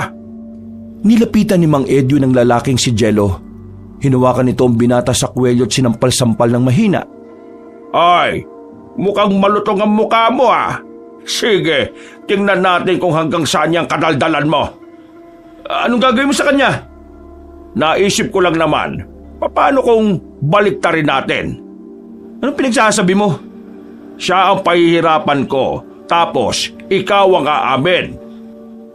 Walang ano-ano ay bigla na lamang hinila ni Mang Edwin ang binatang si Jello. Pinagsususuntok nito ang lalaki sa tiyan. Habang nangyayari yon, nagtatawanan ng mga kasama ni Mang Edwin. Ano? Hindi mo sasabihin kung nasaan ang anak ko? Pre, huwag mong sasabihin. Ayos lang ako. Ayos ka lang pala, ha? Muling pinagsususuntok ni Mang Edwin si Jello. Duguan na ang bibig nito. Kaya naman wala nang magawa si Daniel. Mahal niya si Dahlia pero hindi niya naman kayang makita na unti-unting nahihirapan ang kanyang kaibigan. Tama na! Sige na! Sasabihin ko na! Baliw ka ba? Kapag sinabi mo, para mo na rin hinayaan bumalik sa kalbaryo si Dahlia. Pre, mahalaga ka rin sa akin. Si Dahlia, makikita ko ba kahit bumalik siya kay Mang Edwin? Pero ikaw, baka hindi na kita makita kapag hindi ko tinuro kung nasaan siya. Tama ang desisyon mo, bata. Pero akala ko pa naman meron kang paninindigan. Ilalaglag mo rin pala ang anak ko. Isa kang duwag. Ang dami mo namang sinasabi. Ito naman ang gusto mo, di ba? Ang ituro ko kung nasaan siya. Nasaan nga? Dami mo pang daldal eh. Bugbugin ko tong kaibigan mo uli eh. Sa Barrio 3. Naroon siya. Barrio 3? Sigurado ka ba sa sinasabi mo? Gusto mong malaman kung nasaan si Dahlia, di ba? Pero ngayon sinabi ko na hindi ka naman naniniwala. Anong klaseng utak meron ka? Kapag nalaman kong niloloko mo lang ako, etong kaibigan mo, on the spot papatayin ko to. Di patayin mo. Nagsasabi naman ako ng totoo kaya hindi ko kailangan mabahala, no? Hoy, kayo lima, umalis kayo at puntahan niyo ang Barrio 3. Hanapin niyo ang anak ko ron. Iharap niyo sa akin kahit na anong mangyari. Agad na kumilos sa mga tauhan ni Mang Edwin na natili naman na matanda sa kanilang harapan. Umupo lamang ito sa harapan ng dalawang binata na kapwa sugatan na ang mukha. Kapag bumalik sila na walang napala, alam mo na, Daniel, kaibigan mo ang dedo. Mang Edwin, bukod sa problemang to, may kailangan ka pang dapat intindihin. Anong pinagsasabi mo? Ang mga aswang. Ha? Mga aswang? Sinaulo ka ba? Ikaw yata ang wala sa katinoan eh. Meron kayong inagawan ng lupa. Mga kababaihan yon. Binaril nyo nung ayaw pumayag na ibenta ang lupa sa inyo. Mo nalaman yan? Hindi na mahalaga kung paano ko nalaman. Ang mahalaga, ang mga aswang babalikan nila kayo.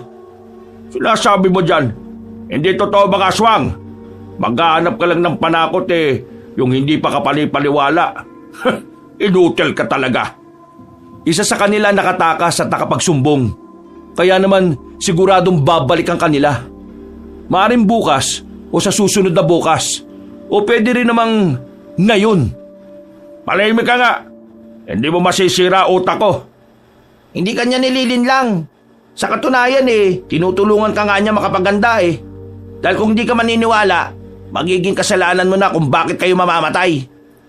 Kung pasabugin ko kaya yung mga bungo ninyo, ha? Hala, ang kukulit nyo rin, ano? Nanahimik na ang magkaibigan ng mga sandaling yon. Ramdam ni Daniel na konting daldal pa nila, tutuluyan na sila ng matandang lalaki. Batid ni Daniel na kayang-kayang gawin yun ni Mang Edwin. Kaya naman, pinili na lamang nilang itikom ang kanilang bibig.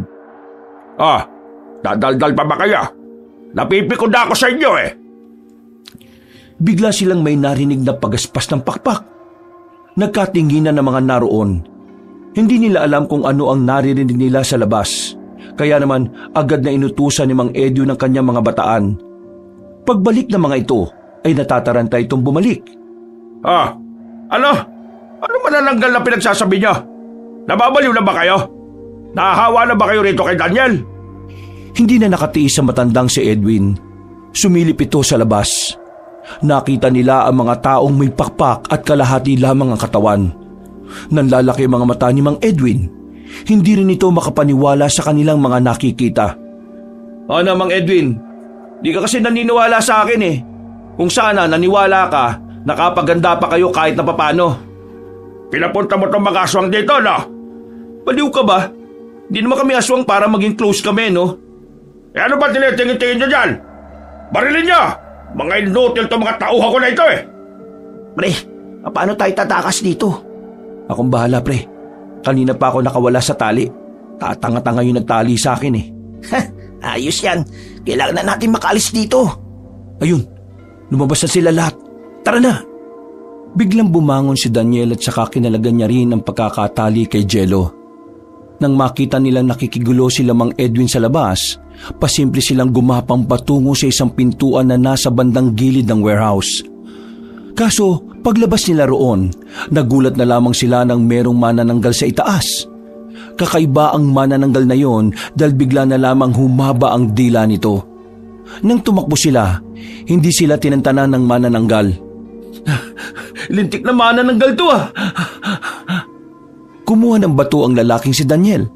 Tumigil sila sa pagtakbo.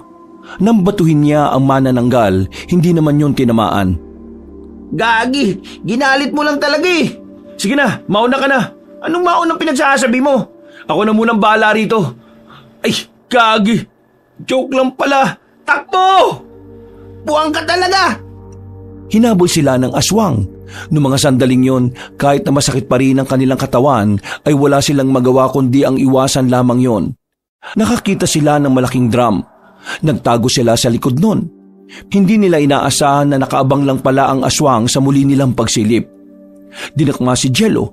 Tinangka ng manananggal na ilipad sa taas ang lalaki. Pero buti na lamang ay nahawakan ni Daniel sa paa ang binata. Pre, nauubaran na ako. Ayos na kaysa matangay ka. Wisit na aswang to Tumulo palawi sa ulo ko. Buong puwersang hinila ni Daniel ang kanyang kaibigan, kaya naman nawala na rin ng tsansang matangay pa ng manananggal si Jello. Nang makabuelo, pinagbababato nila yon.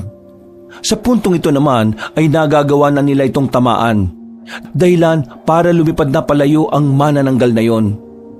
Wisit, mukhang tayo naman ang pinagtitripan nun Tumigil na putukan. Ano na kaya nangyayari? Tingin ko, naubusan na sila ng bala. Kailangan na natin makalis dito. Dali! Wala silang sinayang na pagkakataon. Kahit na alam nilang maaari pa rin silang makasalubong ng manananggal, isinugal na nila ang sandaling yun. Alam nilang kung hindi nila yon lilisanin, maaring sila naman ang mapagbuntungan ng mga aswang. Maraan silang naglakad. Papunta sila sa harapan ng warehouse kung saan naroon nakaparada ang sasakyan. Pasilip-silip pa sila sa paligid. Nang makita nilang nasa kabilang banda ang mga manananggal, mabilis silang gumapang papasok ng van. Dali! Bilis! Nakarating sila sa van. Marahan nilang binuksan ang pinto. Nang makapasok na sila sa loob, saka lamang nila naalala na wala naman pala silang susi. Ay gagi! Paano natin mapapandar to? Wala namang susi. Pambira naman talaga oh. Sige, dito ka na muna. Ako nang lalabas. Hahanapin ko yung lalaki kanina na maraming nakasabit na susi sa tagiliran. Marunong ka ba mag-drive? Hindi. Ikaw di ba marunong? Baliw! Hindi ako. Si Janjan yung marunong. Ay, anak ng tokwa naman oh. Mga wala pala tayong kwenta sa sasakyan na to. Naku, nandyan na sila! Agad-agad na yumuko ang magkaibigan nang mapagtantong nasa labas na ang mga manananggal. Dinig na dinig nila ang pag-uusap ng mga yon pero iba ang lengguwahe. Kabadong-kabado ang dalawa. Lahat na ng santo ay sinubukan na nilang tawagin, wag lamang malaman ng mga aswang na naroon sila. Maraan silang sumilip sa labas. Nakita nilang papalayo na ang mga yon. May kanya-kanyang dagit na tao ang mga manananggal. Kaya naman nagkaroon na rin sila ng lakas ng loob na lumabas. Bumuntong hininga muna si Daniel. Maraan nilang binuksan ulit ang pintuan ng van. Pero paglabas nila, ay putik! Muli silang pumasok sa loob ng sasakyan nang makitang may natitira pa palang mga manananggal sa likuran ng warehouse. Nang matanaw sila ng mga yon, agad-agad silang bumalik sa loob ng van. Lumapit ang mga manananggal. Pilit na binabangga ang van para mabasag ang salamin. Pero mamahali ng sasakyan na yon kaya hindi nababasag ang salamin. Kita nila ang mga aswang sa labas na parang takam na takam sa kanila. Naku, mukhang ang dami talaga nila. Gaano ba sila karami? Nakalis na yung iba. Ibig sabihin, nakuha na nila si Mang Edwin. Sana nga nakuha na rin nila si Mang Edwin. Sira ulo yun eh. Hindi talaga sila natigil. Gustong-gusto nila tayong malapa. Mukhang hindi naman nila tayo makukuha rito eh. Siguro, kailangan na lang nating hintayin mag-umaga. Wala naman na tayong ibang choice eh. Habang nasa loob sila ng van, inaasar-asar pa ni Jello ang mga aswang sa labas. Inaambaan pa niya ng suntok. Palibhasa, hindi naman makalapit ang mga yon sa kanila. Makalipas lang ang isang oras, tila napagod na rin ang mga manananggal. Nag-alisan na ang mga yon. Pwede na siguro tayo lumabas. Teka, akala ko ba hintayin na lang natin mag-umaga? Wala naman sila eh. Sabi mo yan ha, kapag tayo talaga napahamak, kasalanan mo to. Huwag ka na kaya sumama. Ako na lang ang lalabas, dito ka na lang. Ha? Yung ko naman maiwan dito no? Di tara na. Agad-agad silang lumabas ng van. Meron pa silang nakitang baril sa lapag. Dadamputin na sana ni Daniel ang baril, ang kaso nga lang, bigla na lamang lumitaw si Mang Edwin sa gilid. Kasama nito ang dalawang lalaki. Diyos ko naman, hindi pa pala namatay to? Pamilyar ka ba sa kasabihang matagal mamatay ang masamang damo? May sa demonyo ka talaga no? Huwag kayong gagawa ng kahit na anong hindi ko magugustuhan dahil baka babaril ko kayo. Dali niyo ako sa anak ko. Kung hindi, patay kayong dalawa. Minalas na naman ng dalawang magkaibigan. Sa halip na nakatakas na sana sila sa mga manananggal, hindi naman sila pinalad sa kamay ni Mang Edwin. Dinakma sila ng dalawang malaking lalaki. Wala silang magawa. Tinalian na naman sila sa kamay. Ipinasok sila ng van. Bumiyahe sila nang hindi na naman nila alam kung saan sila pupunta. Sa puntong ito, tila nawawalan na ng pag-asa si Daniel. Pakiramdam niya, nakatadhana na talaga ang lahat ng mangyayari sa kanila. Hoy, Daniel! Sabihin mo nga sa akin, anong alam mo sa mga lintik na aswang na yon? Ang alam ko lang, gumaganti ang mga aswang kapag may ginagawa kayong kasalanan sa kanila. Bakit? Wala naman ako kasalanan sa kanila. Di ka talaga nakikinig ano? Sarili mong kagagawan, hindi mo maalala? Ang Edwin, yung mga inagawan mo nga ng lupa, mga manananggal sila. Hindi na nagsalita ang matandang lalaki. Nanahimik na rin sila Daniel at Jello. Parang wala na silang lakas para makipag-asaran pa sa matandang lalaki. Ang tanging iniisip nila ay kung papaano sila makakalaya. Sa kakaisip, hindi na nila namalayan na nakarating na pala sila sa Barrio 3. Malapit lang ito sa Barrio 1. Kaya kinakabahan pa rin si Daniel na baka kapag hindi nakita ni Mang Edwin si Dalia doon, sa 1 naman sila tumungo. Narito na tayo. Ituro mo sa akin kung saan nakatira ang anak ko. Kung hindi, sabog ang bungo niyang dalawa. Oo nga, kanina ka pa paulit-ulit eh. Tinulak na sila ng dalawang lalaki na armado pa rin ng baril. Naglakad sila papasok ng baryo. Sa mga pagkakataong ito, kabado na ang lalaking si Daniel. Wala naman kasi doon talaga si Dalia. Niloloko niya lamang ang matandang lalaki. Kanina pa tayo lakad ng lakad ah. Saan ba talaga narito ka na ko? O baka naman tinatarantado nyo na naman ako? Di ka ba makapaghintay? Nasa dulo siya tumira eh. Dulo? Sa dulo pa talaga ha? Malamang, Mang Edwin. Nagtatago siya sa inyo eh. Natural lang na sa pinakatagong parte siya ng baryo tumira. Common sense naman, common sense. Pinagpatuloy nila ang paglalakad. Pero nakarating na sila sa pinakadulo, wala silang inabutang Dalia. Dahil dito, agad nang nanggalaiti ang matandang lalaki.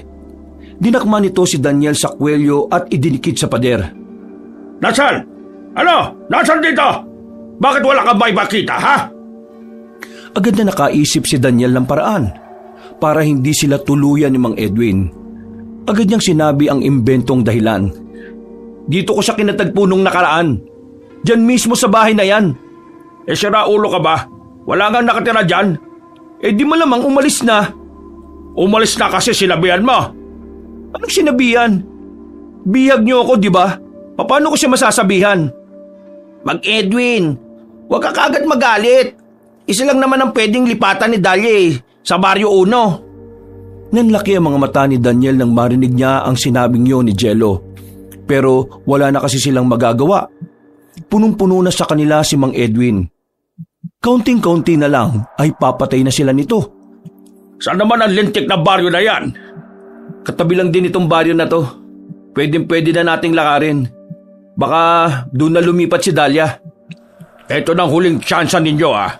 Kapag ako niloko nyo pa, sinasabi ko sa inyo, hindi na ako magdadalawang isip na iputok to sa utak ninyo. Mabilis silang kinaladkad patungo sa kabilang baryo. Ilang sandali lang ay nakarating na rin sila roon. Tahimik na rin ang paligid. Hindi pa man sila nakakarating sa bahay ni Dalia, nakasalubong na nila ang dalagang kasama ni Janjan. Halatang naggulat din ang mga yon nang makita silang bihag-bihag nila Mang Edwin. Tay! Ha! Ang kapal naman ng mukha mong tawagin akong tatay, patapos mo akong iwan sa ere. Kung saan kita hilanap eh. Dito ko lang pala matatagpuan. Pakawalan mo sila. Ako naman ang kailangan mo, hindi ba? Pakawalan? Siguro itong isang ito, oo, pakakawalan ko.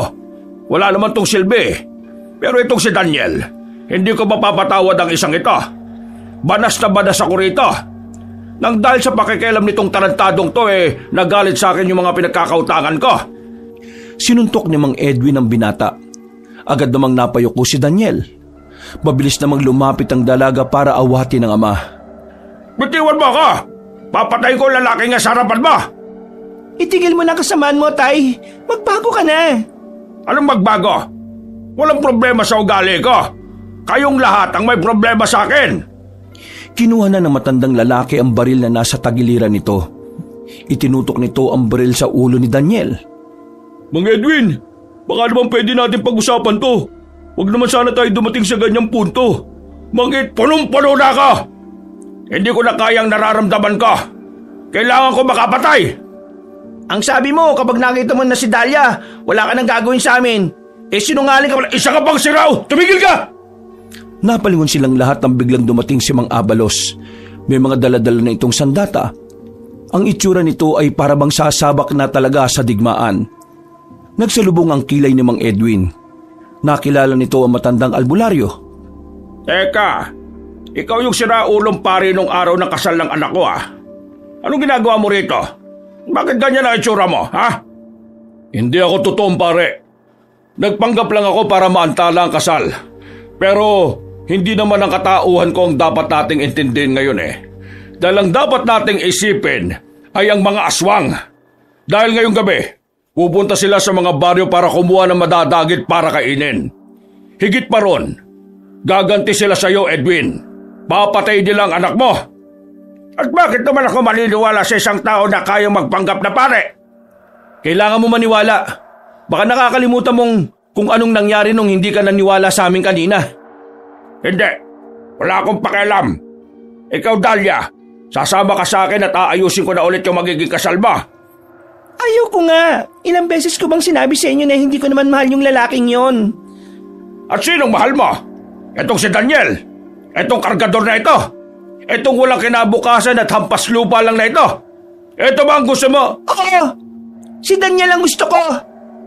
Natameme ang matandang lalaki. Habang si Daniel naman, hindi makapaniwala sa kanyang narinig. Akala niya, sinabi lang yun ng babae para matigil na ang ama nito. Pero nang tinan niya si Dahlia, nakita niya ang tila nagsusumamo nitong muka. May lungkot din ang mga mata nito. Si Daniel, niligtas niya ako. Tinulungan niya ako. Mula pa nung bata pa kami, siya na ang nandyan para sa akin. Eh yung lalaking gusto mo para sa akin, wala namang magagawa para protektahan ako sa lahat. Kaya wala akong pakialam kung ano man ang katayuan ni Daniel. Ang mahalaga sa akin, ramdam ko nagligtas ako kapag kasama ko siya. Malaking kalokohan! Anong ligtas ka kapag kasama siya? Walang magagawa yan! Ikaw ba ang negosyanteng si Edwin? Napalingon silang lahat sa kabilang banda nang marinig nila ang pamilyar na tinig. Nagtatakang tiningnan ni Daniel ang matandang babae. Nagtataka siya kung ano ang ginagawa nito roon. Dabing epal naman dito! At sino ka naman? Yung mga matatanda at ginang na pinagbababaril ninyo para lang sa lupa. Mga kapatid ko sila. Nang marinig nila Daniel ang sinabing yun ng matandang babae, sobrang ikinagulat nila yon. Dahil ang ibig sabihin lang noon, ang matandang may-ari ng tinitirhan ni Daniel ay isa rin palang aswang. Ano pinagsasabi mo? Kailangan mong pagbayaran ang ginawa mo.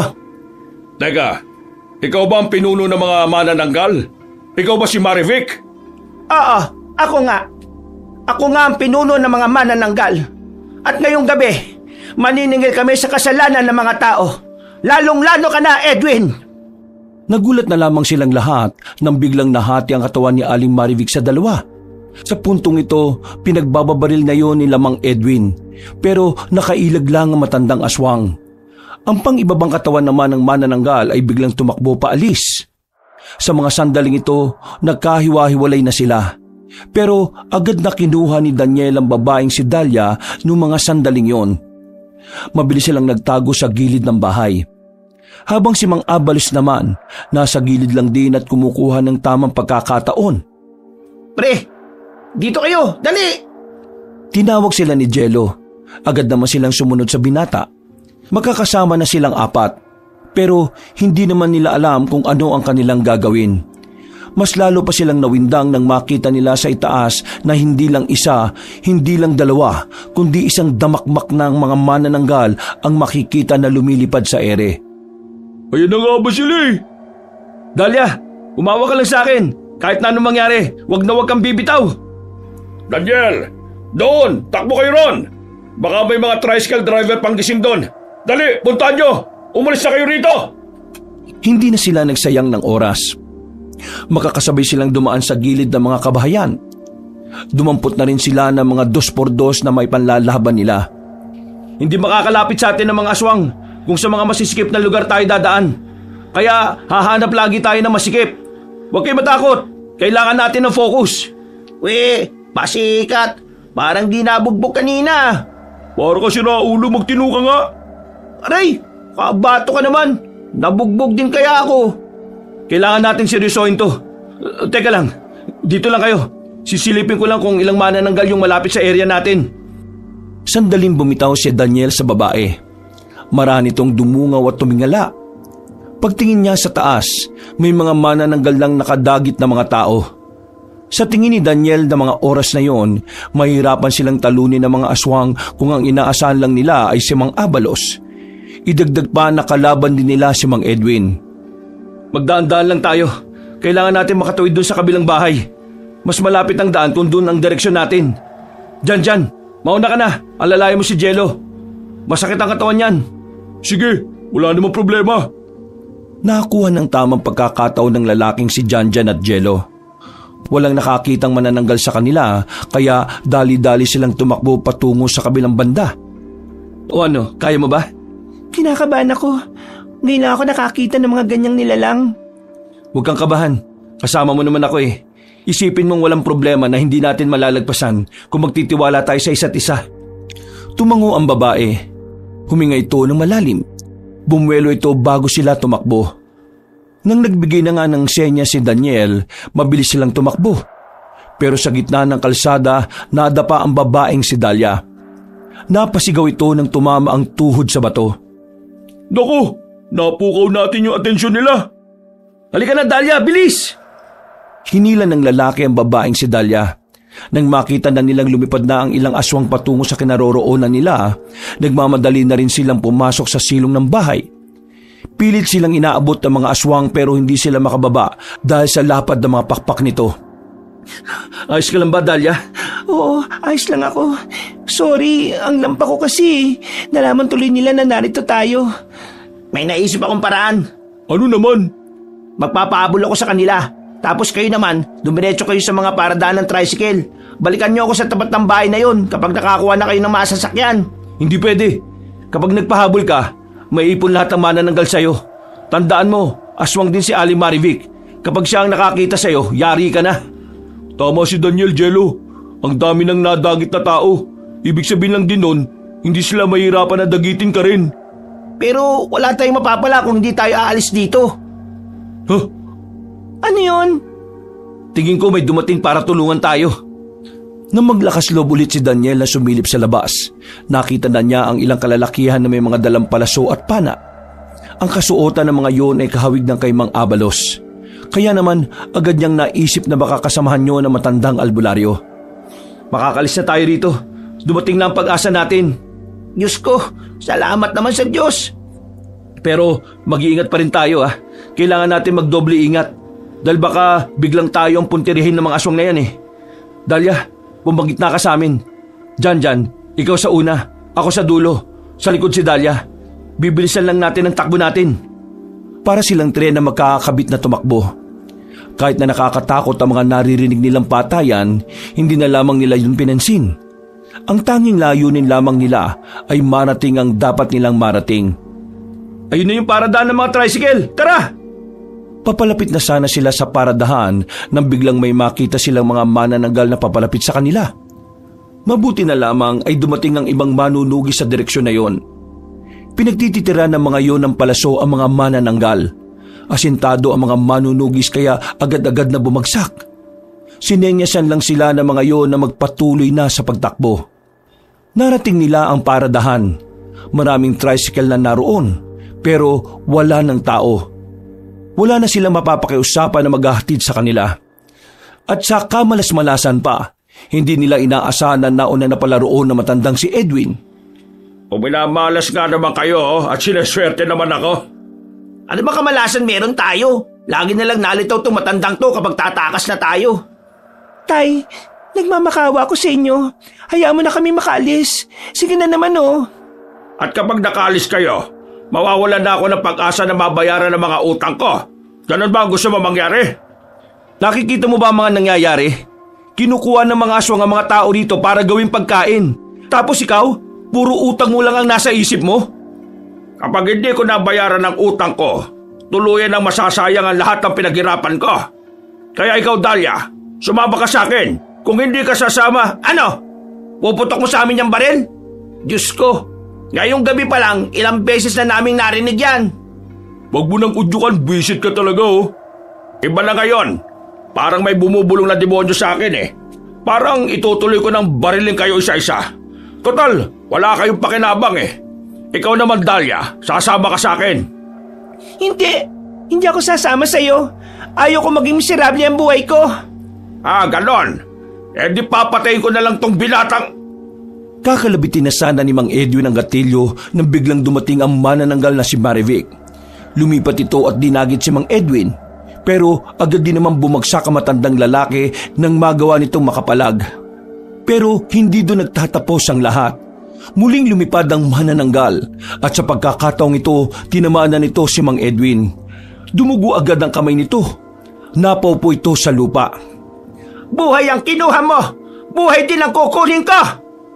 Humaba ang kuko ni Aling Marivic at kahit kalahati lang ang katawan nito, nagawa nitong sakalin si Mang Edwin at iniangat pa sa ere.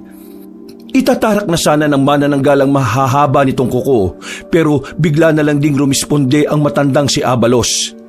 Tinira niya ng palaso si Aling Marivic. Tinamaan yun sa leeg. Dahilan para magpagewang-gewang ito nang umatras ito. Bago ka pa makagawa ng mas maraming kasamaan sa mga tao, uunahin na kitang ihatid sa impyerno, Marivic! Tumakbo ng mabilis ang matandang si Abalos. Hinugot nito ang itak sa tagiliran. Walang pagdadalawang isip nitong itinarak yon sa dibdib ni Aling Marivic. Walang ano-ano, agad na itong napasukan ng dugo. Hindi pa nakontento si Mang Abalos. Para makasiguradong patay na nga ang matandang manananggal, tinarak pa nito ang isa pang itak sa dibdib. Patay na ang pinuno ng mga manananggal. Dahil sa pagpanaw ni Aling Marivic na siyang nangunguna sa mga aswang, tila bumaba na rin ang tiwala ng iba pang mga manananggal. Unti-unting natalo ang mga iyon ng mga manunugis. Buong akala ni Daniel ay magiging maayos na ang lahat para sa kanila dahil wala na ang mga manananggal. Pero nagulat na naman sila nang damputin ni Mang Edwin ang baril. Itinutok yon kay Daniel. Bago pa man maiputok ni Mang Edwin ang baril, nakaharang na ron si Dahlia. Bumagsak agad ang dalaga sa lapag. Kahit si Mang Edwin ay nagulat din. Galit na nilapitan ni Janjan ang ama ni Dahlia. Pinagsusuntok ni Janjan na matandang yon at saka inhagaw ang baril. Dahlia! Dahlia! Huwag kang mamamatay! Daniel naman, taplis lang to. Hindi ako mamamatay. Aray! Mabuti na lang at hindi ka napuruhan. Pero sige na, umuwi na muna kayo sa bahay ko. Maraming panlinis ng sugat doon. Wala na kayong dapat pang ipangamba. Kami nang bala sa ama mo, iha. Yung mga aswang naman, wala na rin sila. Tumango na lamang si Daniel at agad nang inasikaso ang babae. Kinaumagahan na puno ng mga bangkay ng aswang ang bungad ng Baryo 1. Ang mga tao namang nadagit na mga iyon ay himulang naibalik pa ng buhay. Si Mang Edwin naman sinubukan nitong tumakas, pero bago pa ito makalabas ng baryo, ginapos na yon ni Abalos. Dinala ito sa istasyon ng pulis para sa mga kasamaan na ginawa niya. Patong-patong na kaso ang bigla na lamang lumitaw na reklamo din ng iba nitong kakilala. Sigurado ka bang ayos ka lang talaga? Ayos lang naman ako. Nararapat lang naman na mangyari yun sa kanya. Pagbayaran niya sa kulungan ng lahat ng kasamaan niya. Masama pa siya kaysa sa mga aswang eh. Para sa tagumpay! Sa wakas, makakabalik na ako sa baryo namin. Tapos, maiiwan ang baryo na to na wala ng aswang. Maraming salamat sa inyo, ha. Kahit na papano sumaya ako dahil sa inyo. Mang Abalos naman, kung makapagsalita akala mo hindi na magkikita. Pwede pa rin naman tayo magsama-sama kapag may libre kang oras eh. Gusto ko lang din magpasalamat sa inyong lahat. Ginawa niyo ang makakaya niyo para protektahan ako. Kahit ano naman gagawin ko para sa'yo. Yee! Hawakan mo nga, tenga! Hawakan mo nga! Sira ulo, ano yung magsusuntukan? You may now kiss the bride. Hindi na nagpatumpik-tumpik pa si Daniel. Wala na siyang pakialam kung makita ng mga kaibigan niya ang kanyang gagawin. Hinalikan niya ng matagal ang babae. Pagkatapos noon ay nagtawanan na lamang sila. Nakabalik ng baryo ang magkaibigan at ang bagong simula ng kanilang buhay. Ang bagong simula naman ng pag-iibigan ni Daniel at Dahlia. Ngayong wala ng aswang sa paligid at wala na rin ang ama ng babae, wala nang magiging hadlang sa kanilang pagmamahalan. Wakas.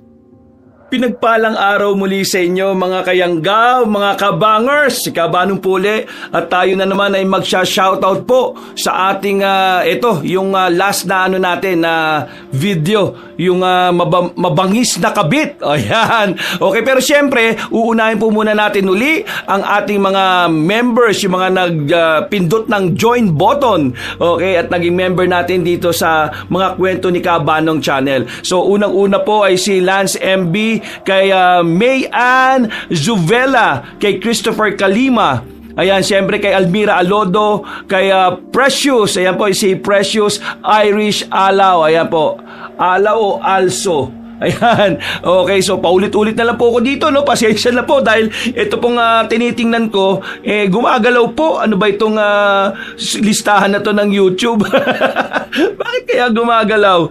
Ayan po. Then si Josephine Barrientos, si Noel Reyes, hello po kay Shaolin Your Love, kay Lynn Kalayeg, kay Akala Carmi, kay Kaloyal Cuales, ayan, kay Mark Hill, kay Chris Michael Betita, kay Myla Lutino, kay Trina Santos, kay Jomar Atamosa, ayan, kay Jomar Atamosa at kay Grace Gale, kay Anjo Pisiao, kay Anjo Pisiao, kay Cathy Shoko, and kay Love Mangtas. At ito bagong-bago kay Jordan Villar. Hello, thank you very much po sa inyong suporta, sa inyong pagsali, okay, yung pagpa-member po natin dito sa ating channel. At syempre, yan po, isa po sa mga perks po ninyo ay lagi po kayong nauuna at siguradong lagi kayong nasa shoutout sa ating mga video. Okay, and now, ito naman po, randomly, okay, tayo po ay magsha-shoutout sa mga nag-comment sa mga videos po natin. So, ito random lang to, either nauna kayo, o nahuli kayo, o nasa kalagitnaan kayo. Ini-scroll up and down ko po yung inyong mga comment para mabasa ko po kung sino po ang nag-comment po na masya-shoutout natin. Ito, swertihan lang po ito, no? So, shoutout po kay Mona Lisa Rodriguez. Sabi niya, sana mapapa-all siya pagka siya ay aking na-shoutout. Kaya siyempre, shoutout rin po kay Dwayne Balagbis. Hello po Dwayne, ayan. And siyempre, lahat daw na mga magpapamilya at mga kapitbahay nila nakikinig rin po. Kay Rose Burst, ayan, kay Rose Burst, tapos kay Akisha Ompad, ayan po. Sabi nga si Kabanong rin daw yung nagboboses kay Ima. O ba, nakilala mo ako ha? And siyempre kay Mona Lisa Rodriguez, yan. Shoutout po galing po siya sa Saudi. 2 years na po daw siyang nakikinig po sa atin. At kay Ellen Kiano, yan, miss na po daw niya yung boses ni Nanay Eva at ang tambalan nyo ni Tatay Tonyo plus yung Three Studios. Okay? And siyempre shoutout rin po kay Tambayang Oragon Housemates. Hello po, ito si Tambayan Oragon Housemates, talagang lagi po siyang nakikinig sa atin, no? Then shoutout rin po kay Jerry Arsenio, ayan, sa Arsenio family sa Tacorong. Hello po, shoutout po sa inyo. And kaya siyempre sa Colorado family dyan sa Iloilo. And siyempre OFW po sa Dammam, Saudi Arabia. Ayan, hello po sa inyo. And siyempre shoutout rin po ito kay Ana Asa. Ayan, listening from Marikina. And kay Jordan Villar. Ayan, listening naman po siya. Ito sabi nga, Jordan Villar from Vancouver, Canada. Wow! Sana po all, buti na ang boses ko nakarating ka sa Vancouver. At ito po si Alberto Lili. Shoutout from Parañaque. Ako po dating taga Parañaque rin, sa Baclaran po ako. Pero ngayon, dito na po ako sa Las Piñas nakatira. Sa Pulang Lupa 1. Ayan. Okay, and kaya shoutout din po kay Michelle Di Mariano. Ayan, sa Macau, China pa siya. Kung saan na nakakarating ang boses natin ha. And siyempre, shoutout rin po kay Aiko Villeza. Shoutout po sa inyo, mga Aiko Villeza Quintero from Bahrain. Wow! Sa Bahrain pa po siya. Then kay Marita Lagayo, sa Qatar naman siya. Marita Laguyo pala, sa Qatar. Then kay Joselito Laksamana. Ayan, nayanggaw na rin daw po siya. And siyempre, shoutout din po tayo kay Nancy Mercado at kay Cora Gimbarda. Ayan, family Gumbarda, hello po. And kay Beverly Carbajosa, hello po. And syempre, shoutout rin po kay Clifford Gaming. Ayan, sa Canada po siya. For the Atuan, ayun, buti na lang inano niya, minessage siya, kinomit niya yung kanyang name, kaya nabasa ko po. Ayan po. And kay Mary Ann Pagirigan, ayan, hello po. And shoutout rin po kay kay Sangre ng Encantadia. Nakikinig rin po pala siya. Nanonood po siya ng Sangre. Ito sa Abu Dhabi, UAE. And syempre, shoutout rin po kay kay Belinda Chonilo, kay Eric Odonya. Yan, Eric P. Odonya at ang asawa niya na si Ana Lisa Jael. Hello po sa inyo. And syempre, thank you pa, shoutout si Lani Arthur from BFHEVA Paranaque. Aba sa BF Homeowners. Ayan, hello po. And kay Lolin Mahilong. Okay, Lolin Mahilong from Singapore. And syempre, shoutout rin po sa sabi niya, nung 59K pa lang yung subscribers niya, nakikinig na siya sa atin. Yan si Olympia Ronquillo ng taga Quezon Province. Hello po. At syempre, shoutout rin po tayo dito kay Mia Bianca Abo. Ayan, listening from Ligaw Albay, kay Chean Atayde, Betty and Mia. Lagi nakikinig sa stories. Hello, thank you very much po. At syempre kay Oliver Alferez. Ayan, hello po. And shoutout rin po kay Bebonya Suzena. Nako. Kaya maganda i-comment nyo po yung pangalan po ninyo. Ayan, ito pinagawa kami. It's me, Fidel Sanchez and Floreline from Pagadian City. Shout po sa inyo. And syempre po kay Marilu Jose. Ayan, so kay Rory Aquino. And last but not the least, shout out rin po ito kay Jennifer De La Cruz, OFW from Hong Kong at from San Jose Antique. So yung po hindi po natin na shoutout po ngayon, patuloy lang po kayo mag-shoutout. Malay nyo, sa susunod po ay kayo naman po ang maswerteng ma-shoutout po natin. Pero kung gusto nyong sureball talaga na ma-shoutout ko kayo, eto po, i-click nyo lang po yung join button dun po sa pangalan po ng ating YouTube channel, yung mga kwento ni Kabanong. Sa ilalim po ng video natin, nandoon yon, join button. So, i-click nyo lang po yan. Meron pong mga entry level po ng membership dyan. Pero as little as almost mga 100 pesos lang yata. Diyos ko, parang lang yan, isang mahal pa yung kaha ng sigarilyo. Di ba po? So, na po niyo yun, supportan nyo na po sa akin yung sa mga ginagawa nating pagkukwento sa inyo halos araw-araw, Tulong na po ninyo sa channel natin yon. So, thank you very much po muli. Sana po patuloy po kayong mag-comment and syempre mag-like sa ating mga videos at sa mga bagong bisita po natin. Please, mag-subscribe po tayo sa ating channel. Ayan po, at ito, sinasabi nga po natin madalas, always, kung saan man kayo naroon, panig ng mundo, panig ng Pilipinas, lagi po kayong mag-iingat kasi po, mahal na mahal po natin kayo. Ito po muli si Kabanong saying, I love you!